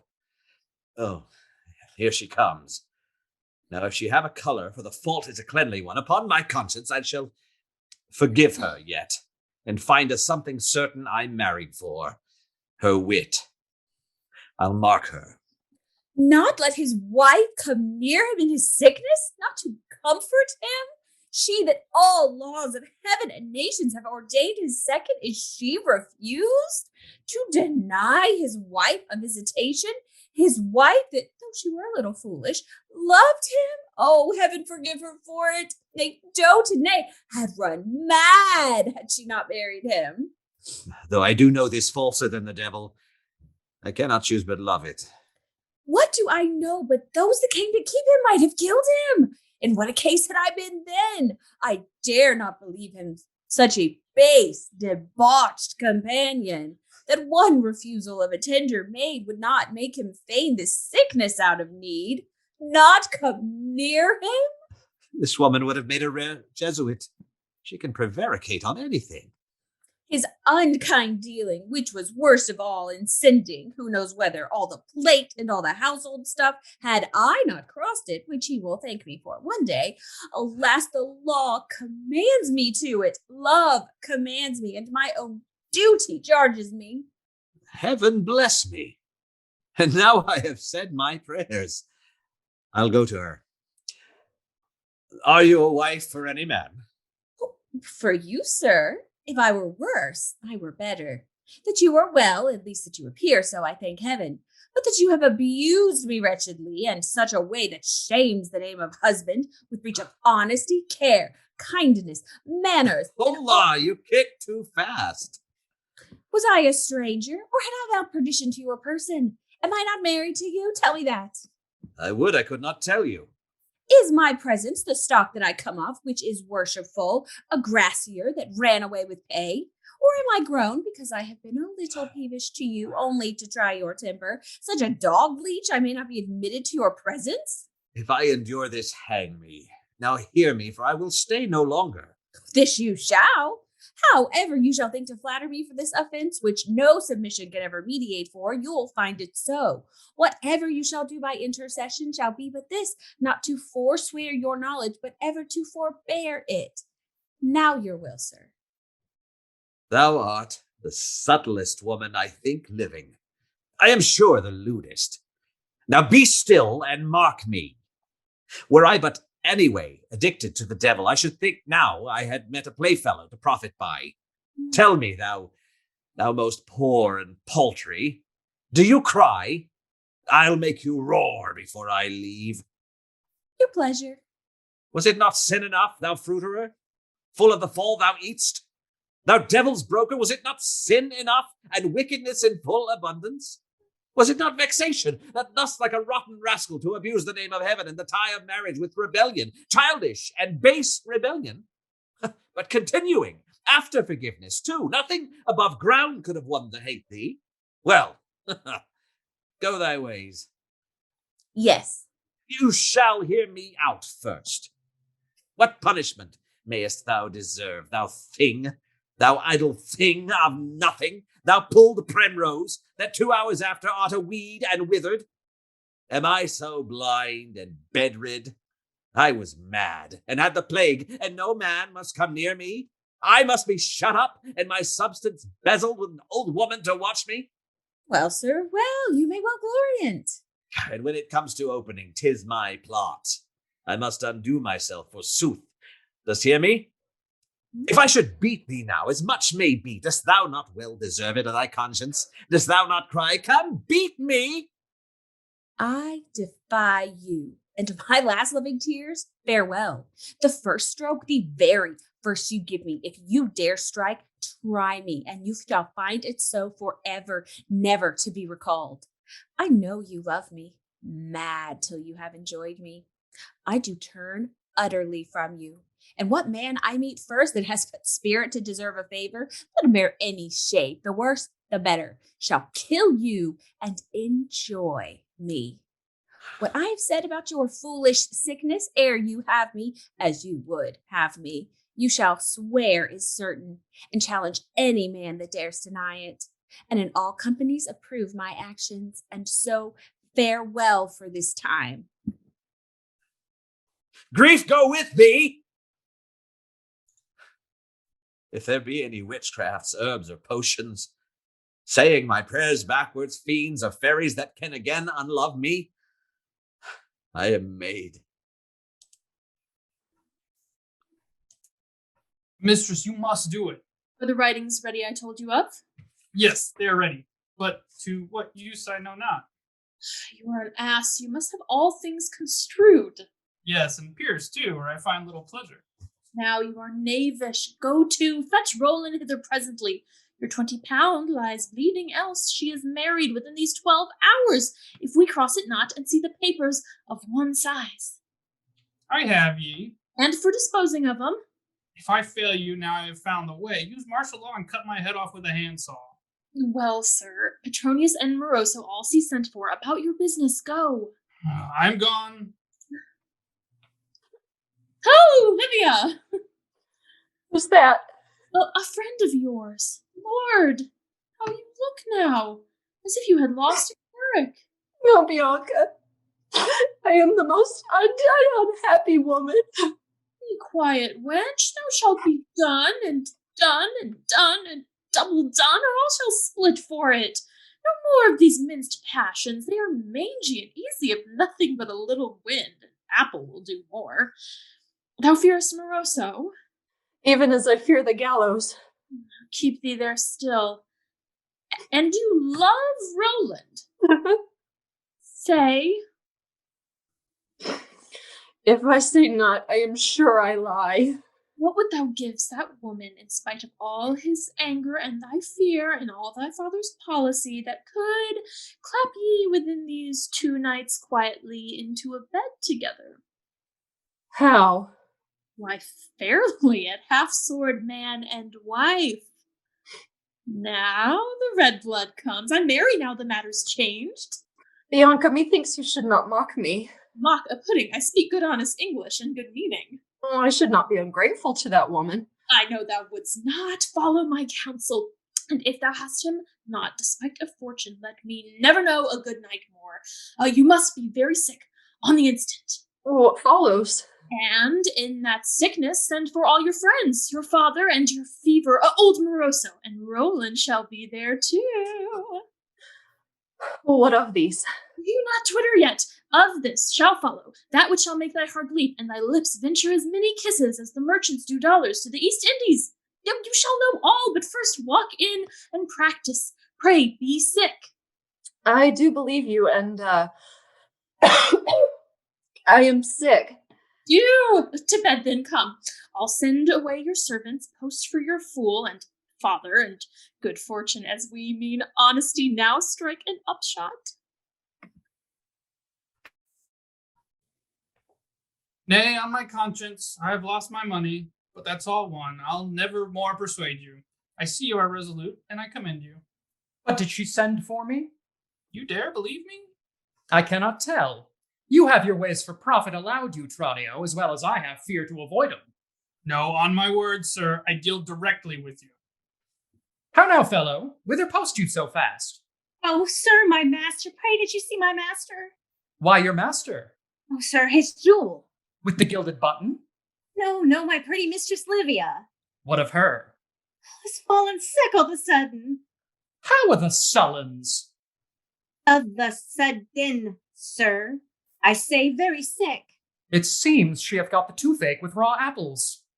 It seems you have got the headache. Fare you well, sir. You did not see my master? Who told you so? No, he did not see him. Farewell. What should her sickness be? For you it may be. Yes, when my brains are out, I may believe it. Never before, I am sure. Yet I may see her. 'Twill be a point of honesty. It will so. It may be not, too. You would fain be fingering this old sin offering of 200, Tranio. Speak, will you go or not? To me it is equal. Come, what goes less? Nay, not a penny, Roland. Shall I have liberty of conscience, which, by interpretation, is 10 kisses? Hang me if I affect her, yet it may be this horse and manners will require a struggling of 22, or, by Our Lady, 30. By Our Lady, I'll require my wager then. For if you kiss so often and no kindness, I have lost my speculation. I'll allow you... Speak like a gamester now. It may be 2. Under a dozen, Tranio, there's no setting. You shall have 40 shillings. Wink at small faults. Say I take 20? Come, by all that's honest, I do it but to vex her. I'll know by blows. If you can love her, do. If you can hate her, or anyone else that loves you... Prithee, Tranio! Why, farewell, 20 pounds. 'Twill not undo me. You have my resolution. And your monies, which since you are so stubborn if I forfeit, break my shins. I'll go with you. But if thou getst a penny by the bargain, a parting kiss is lawful? I'll allow it. Knock out my brains with apples, yet a bargain. I'll tell you, I'll no bargain. When and where it. Thou art the strangest fellow. That's all one. Along then. 20 pound more if thou darest, I give her not a good word. Not a penny.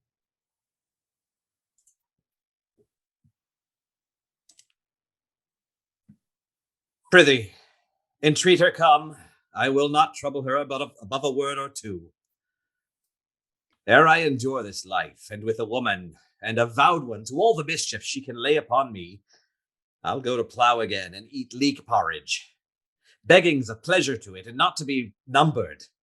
No, there be other countries, Jakes, for me and other people, yea, and other women, if I have need. Here's money. There's your ware, which is fair dealing, and the sun, they say, shines as warm there as here, until I have lost either myself or her, I care not whether, nor which first. Will your worship hear me? And utterly outworn the memory of such a curse as this, none of my nation shall ever know me more. Oh, alas, sir, what a strange way you do run. Any way, so I outrun this rascal. Methinks now, if your good worship could but have the patience. The patience. Why the patience? Why, I'll tell you, could you but have the patience. Well, the patience. To laugh at all she does, or when she rails, to have a drum beat o'er the top of the house, to give neighbors warning of her alarm, as I do when my wife rebels. Thy wife? Thy wife's a pigeon to her. a mere slumber, the dead of night, not stiller. But thy wife is certain. And that's false doctrine. You never read of a certain woman.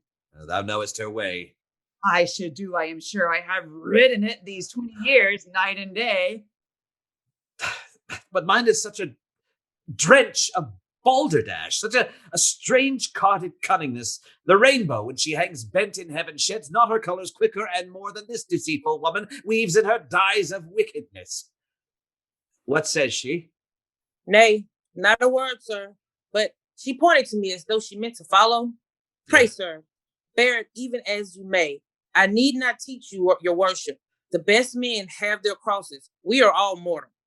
What ails the fellow? And no doubt she may, sir. What may she? Or what does she? Or what is she? Speak and be hanged. She's mad, sir. Heaven continue it. Amen. If it be his pleasure. How mad is she? As mad as a heart can wish, sir. She has dressed herself, saving her worship reverence, just in the cuts of one of those that multiply in the suburbs. And if any speak to her, she whistles first, and then she begins to compass her finger until she points to what she wants. What new way is this? There came in Master Sophocles. Ah. And what did Master Sophocles when he came in? Get my trunks ready, sirrah. I'll be gone straight. He's here to tell you. She's horn mad, Jakes. Call ye this a woman? Yes, sir, she is a woman. Sir, I doubt it. Oh, I had thought you had made experience. Yes, I did, and almost with my life. You rid too fast, sir. Pray not be mistaken. By this hand your wife's as chaste and honest as a virgin for anything I know. 'Tis true she gave me a ring. For rutting. You are much deceived still. Believe me, I never kissed her since. And now, coming in visitation like a friend, I think she is mad, sir. Suddenly she started and snatched the ring away and drew her knife out. To what intent, I know not. Is this certain? As I am here, sir. I believe you honest. And pray continue so. She comes. Now, damsel, what will your beauty do if I forsake you? Oh, do you deal by signs and tokens? As I guess, then you'll walk abroad this summer and catch captains, or hire a piece of holy ground in the suburbs and keep a nest of nuns? Oh, do not stir her. You see what in a case she is? Oh, she is dogged and in a beastly case, I'm sure. I'll make her, if she have any tongue yet, tattle. Sophocles, prithee, observe this woman seriously and eye her well, and will thou hast done, tell me, for thou hast understanding, in what case my sense was when I chose this thing. I'll tell you, I have seen a sweeter woman. 100 times cry oyster. There's a poor beggar wench about Blackfriars runs on her breech, maybe an empress to her. Ah, nay, now you are too bitter. Never a whit, sir. I'll tell thee, woman, for now I have day to see thee and all my wits about me, and I speak not out of passion, neither. Leave your mumping. I know you well enough. When I chose to make a bedfellow, I took a leprosy, nay, worse, the plague, nay, worse yet, a possession, and had the devil with thee, if not more, and yet worse, was a beast, and like a beast had my reward, a jade to fling my fortunes. For who that had but reason to distinguish the light from darkness, wine from water, hunger from full satiety, and fox from fern bush that would have married thee? She is not so ill. She is worse than I dare think of. She's so lewd. She had neither manners, honesty, behavior, wifehood, nor womanhood, nor any mortal force can make me think she had a mother.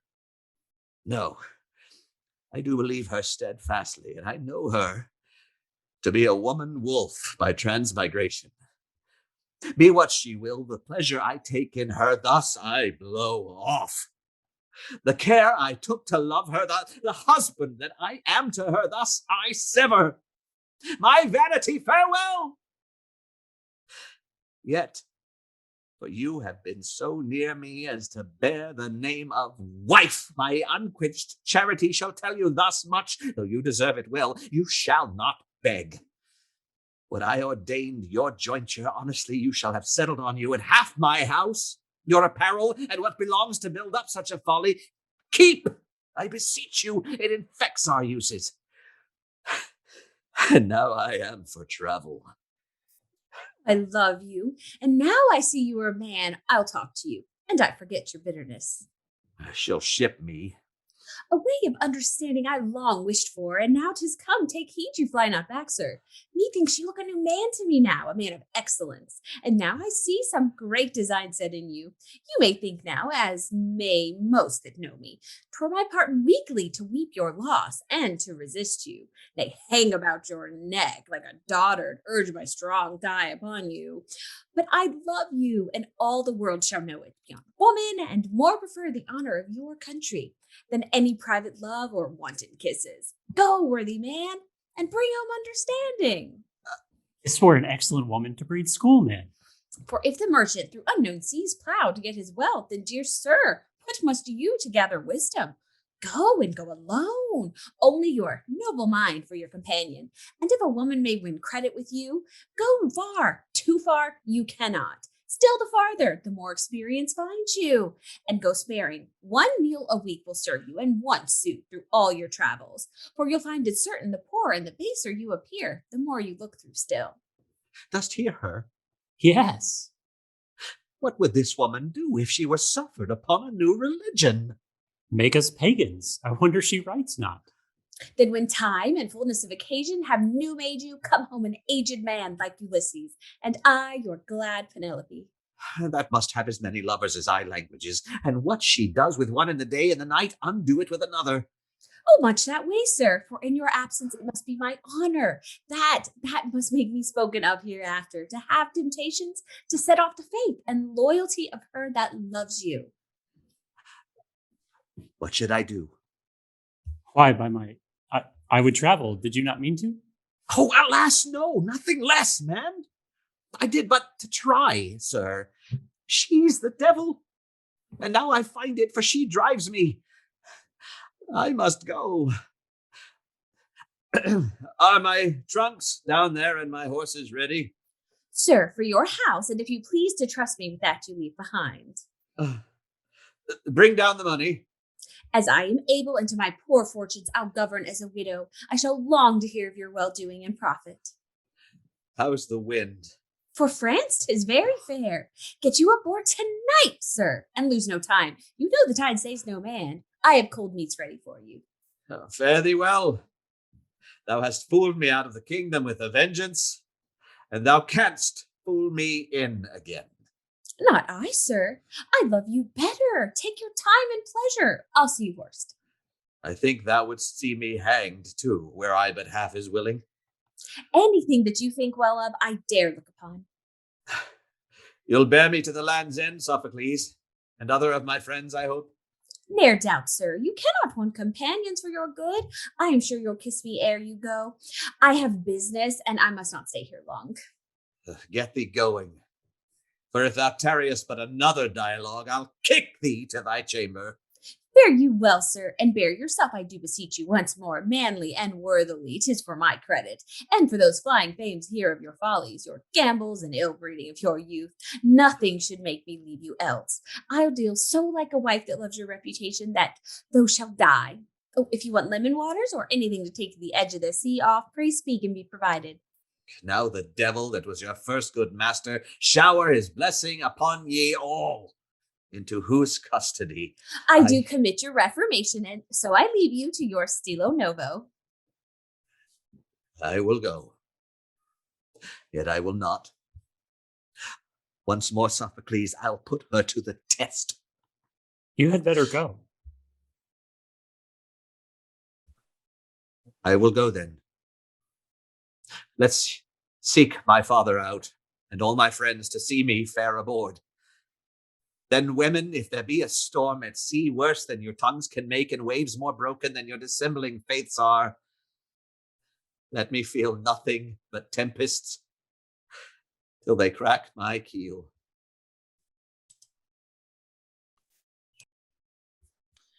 Now, whether I deserve that blame you gave me, let all the world discern, sir. If this motion, this fair repentance of my daughter, spring from your good persuasion, as it seems so, I must confess I have spoke too boldly of you, and I repent. The first touch was her own, taken no doubt from disobeying you. The second I put to her when I told her how good and gentle, yet with free contrition, that again you might be purchased. Loving woman, she heard me, and I thank her, thought me worthy observing in this point, yet all my counsel and comfort in this case could not so heal her, but that grief got his share too, and she sickened. I am sorry she's so ill, yet glad her sickness has got so good a ground. Here comes Moroso. Oh, you are very welcome. Now you shall know your happiness. I'm glad on't. What makes this lady here?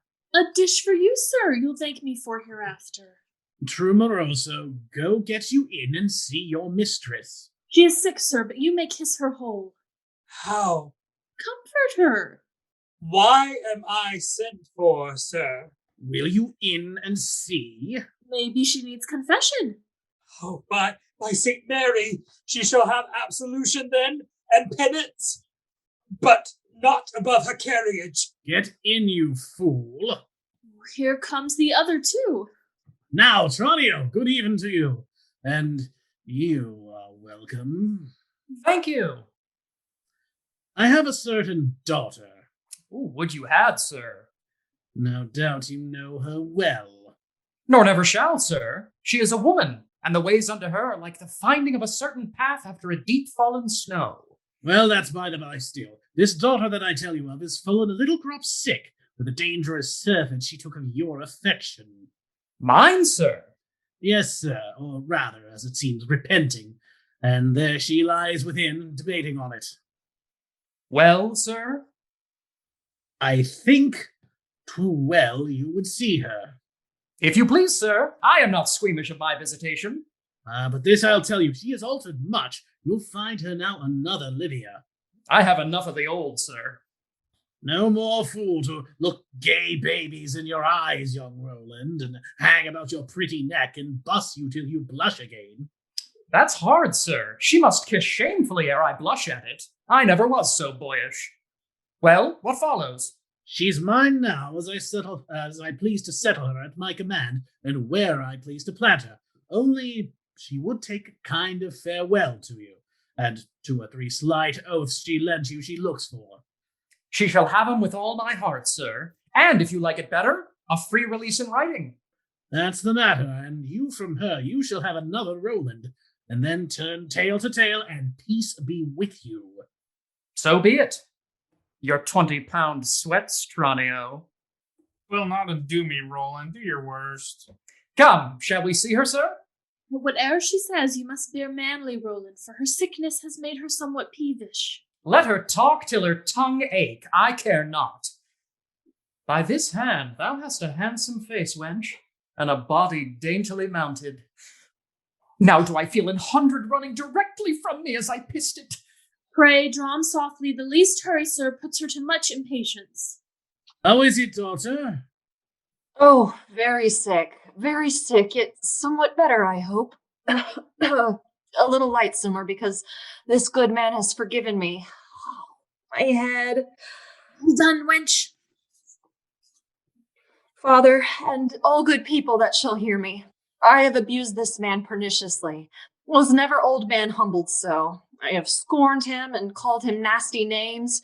I have spit at him, flung candles ends in his beard, and called him harrow that must be drawn to all he does. Contemned him, for methought he was a beastly fellow. Oh God, my side. A very beastly fellow. I gave him purging comfits at a great christening once that spoiled his chamblet breeches. And one night I strewed the stairs with peas as he passed down, and the good gentleman, will worth me for it, even with this reverend head, this head of wisdom, told 22 stairs good and true, missed not a step, and, as we say verbatim, fell to the bottom, broke his casting bottle, lost a fair toadstone of some 18 shillings, jumbled his joints together, had 2 stools, and was translated. All this villainy did I, Livia, I alone untaught. And I, unasked, forgive it? Who's that? Roland. Oh, my dissembler, you and I must part. Come nearer, sir. I am sorry for your sickness. Be sorry for yourself, sir. You have wronged me. But I forgive you. Are the papers ready? I have 'em here. Wilt please you view 'em? Yes. Show him the young man, too. I know he's willing to shift his sails, too. 'Tis his more advancement. Alas, we have been undone, Bianca. Had we married, undone forever. I confess I loved him. I care not who shall know it, most entirely, and once upon my conscience, he loved me. But farewell that. We must be wiser, cousin. Love must not leave us to the world. Have you done? Yes, and I'm ready to subscribe. Pray, stay then. Give me the papers and let me peruse them, and so much time may afford a tear at our last parting. Pray, retire and leave her. I'll call ye presently. Come, gentlemen, the shower must fall. Would I had never seen her. Thou hast done bravely, wench.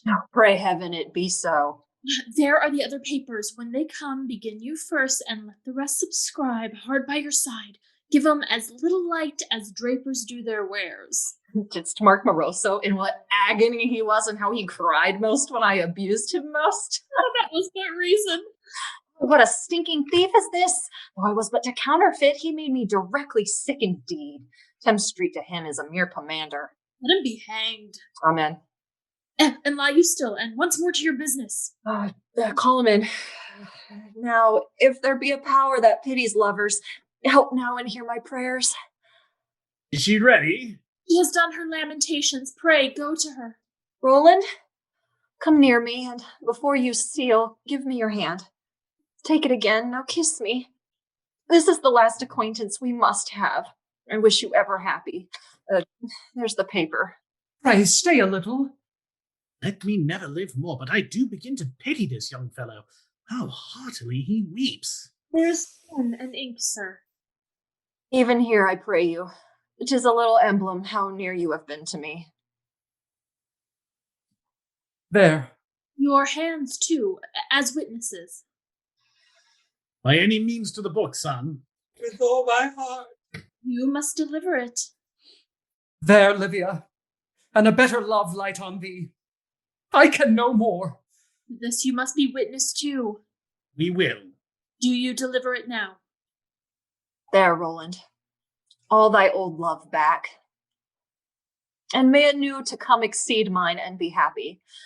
I must no more. Farewell. A long farewell. Leave her by any means till this wild passion be off her head. Draw all the curtains close. A day hence you may see her. 'Twill be better. She is now for little company. Pray, tend her. I must to horse straight. You must needs along too, to see my son aboard. Were but his wife as fit for pity as this wench, I were happy. Time must do that too. Fare ye well. Tomorrow you shall receive a wife to quit your sorrow.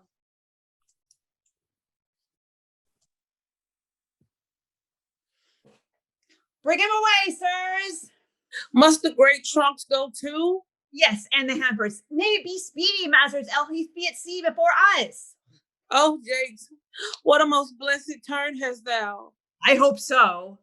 To have the sea between thee and this woman. Nothing can drown her tongue but a storm. By your leave, we'll get us as far up to Paris with all speed, for on my soul, as far as Amiens, she'll carry blank. Now could I wish her in that trunk. God shield, man, I'd rather have a bear in it.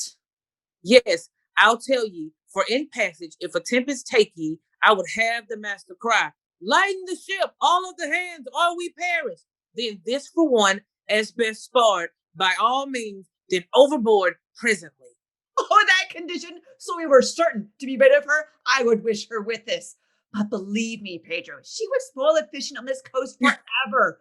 For none would keep her company but dogfish, as courage as herself, or porpoises. Oh, her tongue, her tongue.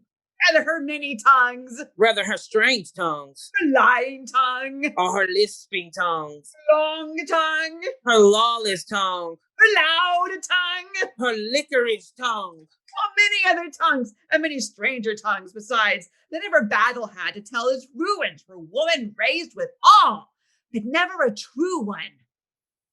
Home with your stuff again, the journey's ended. What does your worship mean? Your master. Oh, Petruchio. Oh, poor fellows. Oh, Jakes! Your master's dead. His body's coming back. His wife, his devil, the grief of her. Has killed him? Killed him? Killed him! Is there no law to hang her? Get ye in and let her know her misery. I dare not, for fear impatience seize me, see her more. I must away again. Bid her for her wifehood, for honesty if she have any in her, even to avoid the shame that follows her. Cry if she can, your weeping cannot mend it. The body will be here within this hour. So tell her and all his friends to curse her. Farewell, fellows. Oh, Jakes! Jakes! Oh, my worthy master! Oh, my most beastly mistress! Hang her! Let her! Drown her directly! Starve her! Think upon her! Starve her to death! May all she eat be eggs till she run kicking mad from in!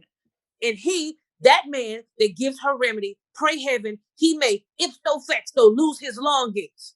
Let's go discharge ourselves, and he that serves her or speaks a good word of her, from this hour a curse light upon him, which is Pedro. The fiend ride through him, booted and spurred, with the sky that is back.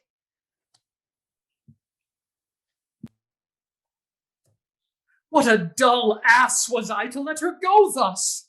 Upon my life, she loves me still. Well, paper, thou only monument of what I have had, thou all the love now left me, and now lost, let me yet kiss her hand. Yet take my leave of what I must leave ever. Farewell, Livia! Oh, bitter words! I'll read ye once again, and then forever study to forget ye. How's this? Let me look better on it. A contract? A contract! Sealed and ratified, her father's hand set to it, and Moroso's. I do not dream, sure. Let me read it again. The same still. 'Tis a contract. 'Tis so, Roland, and by virtue of the same, you pay me £100 tomorrow? Art sure, Tranio, we are both alive now? Wonder not, ye have lost. If this be true, I grant it. 'Tis most certain there's a ring for you too, you know it? Yes. When shall I have my money? Stay ye, when shall I marry her? Tonight. Take heed now, you do not trifle me. If you do, you'll find more payment than your money comes to. Come, swear. I know I am a man and find I may deceive myself. Swear faithfully, swear me directly. Am I Roland? Yes. Am I awake? Ye are. Am I in health? As far as I can see. Was I with Livia? You were, and had this contract. And shall I enjoy her?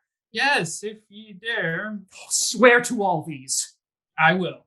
As thou art honest as them that hast a conscience, as that may wring thee if thou liest, all these to be no vision, but a truth and serious. And by my honesty and faith and conscience, all this is certain. Let's remove our places. Swear it again. By Jove, 'tis true. I have lost then, and heaven knows I am glad on't. Let's go, and tell me all, and tell me how, for yet I am a pagan in it. I have a priest too, and all shall come as even as two testers. Set down the body, and one call her out. You are welcome to the last cast of your fortunes. There lies your husband. There your loving husband. There he that was Petruchio, too good for ye. Your stubborn and unworthy way has killed him ere he could reach the sea. If ye can weep now, ye have cause begin, and after death do something yet to the world to think ye honest. So many tears it saved him shed in time, and as they are, so a good mind go with them, yet they may move compassion.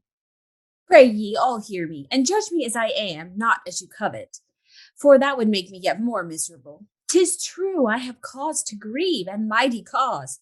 But what's the cause? Mistake me not this man, as he is dead I weep for. Heaven defend it, I was never so childish. But his life, his poor, unmanly, wretched, foolish life, is that my full eyes pity? There's my mourning. Dost thou not shame? I do, and even to water, to think what this man was, to think how simple, how far below a man, how far from reason, from common understanding and all gentry. He had a happy turn, he died. I'll tell ye, these are the wants I weep for, not his person. The memory of this man, had he lived but 2 years longer, had begot more follies than wealthy autumn flies. But let him rest. He was a fool, and farewell he. Not pitied by any understanding man that's honest, but only in's posterity, which I, out of the fears his ruins might outlive him, denied him means to raise. Unbutton me! I die indeed else. Oh, Maria, oh, my unhappiness, my misery. Why? Why, Maria? I have done my worst and have my end. Forgive me. From this hour make me what you please. I have tamed ye, and now am vowed your servant. Look not strangely, nor fear when I say to you, dare you kiss me? Thus I begin my new love. Once again. With all my heart. Oh, gentlemen, I know not where I am. Get ye to bed, then. You'll know quickly, sir. Never no more your old tricks. Never, sir. You shall not need. For as I have a faith, no cause shall give occasion. As I am honest, and as I am a maid yet, all my life from this hour, since ye make so free profession, I dedicate in service to your pleasure. I'm merry. This goes roundly off. Go, Jakes. Get all the best meat, may be bought for money, and let the hogshead's blood. I am born again. Well, little England, when I see a husband of any other nation, stern or jealous, I'll wish him but a woman of thy breeding. What have we here? Another Morris, sir, that you must pipe to. A poor married couple desire an offering, sir. Never frown at it. You cannot mend it now. There's your own hand, and yours, Moroso, to confirm the bargain. My hand? Fine. You'll find it so. A trick! By Jove, a trick! Yes, sir, we tricked you. Father?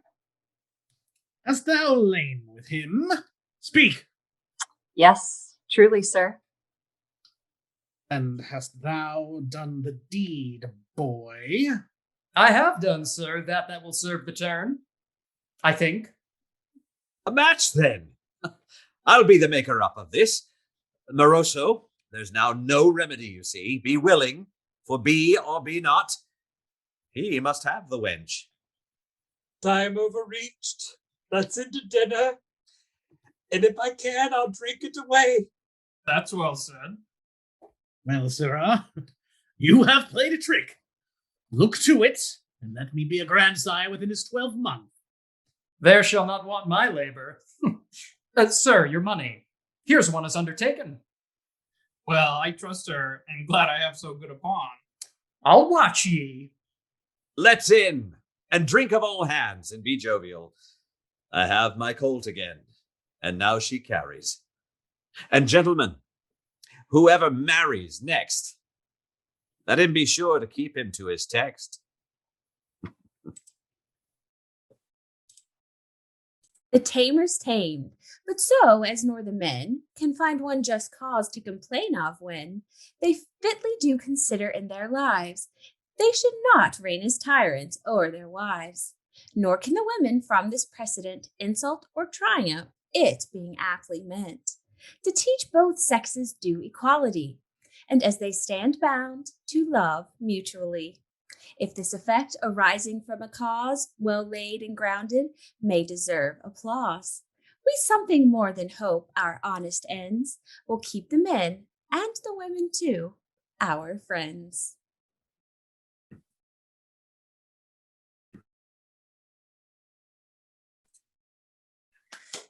That's the show, folks. Thank you so much for joining us. Let's give our wonderful cast a round of applause.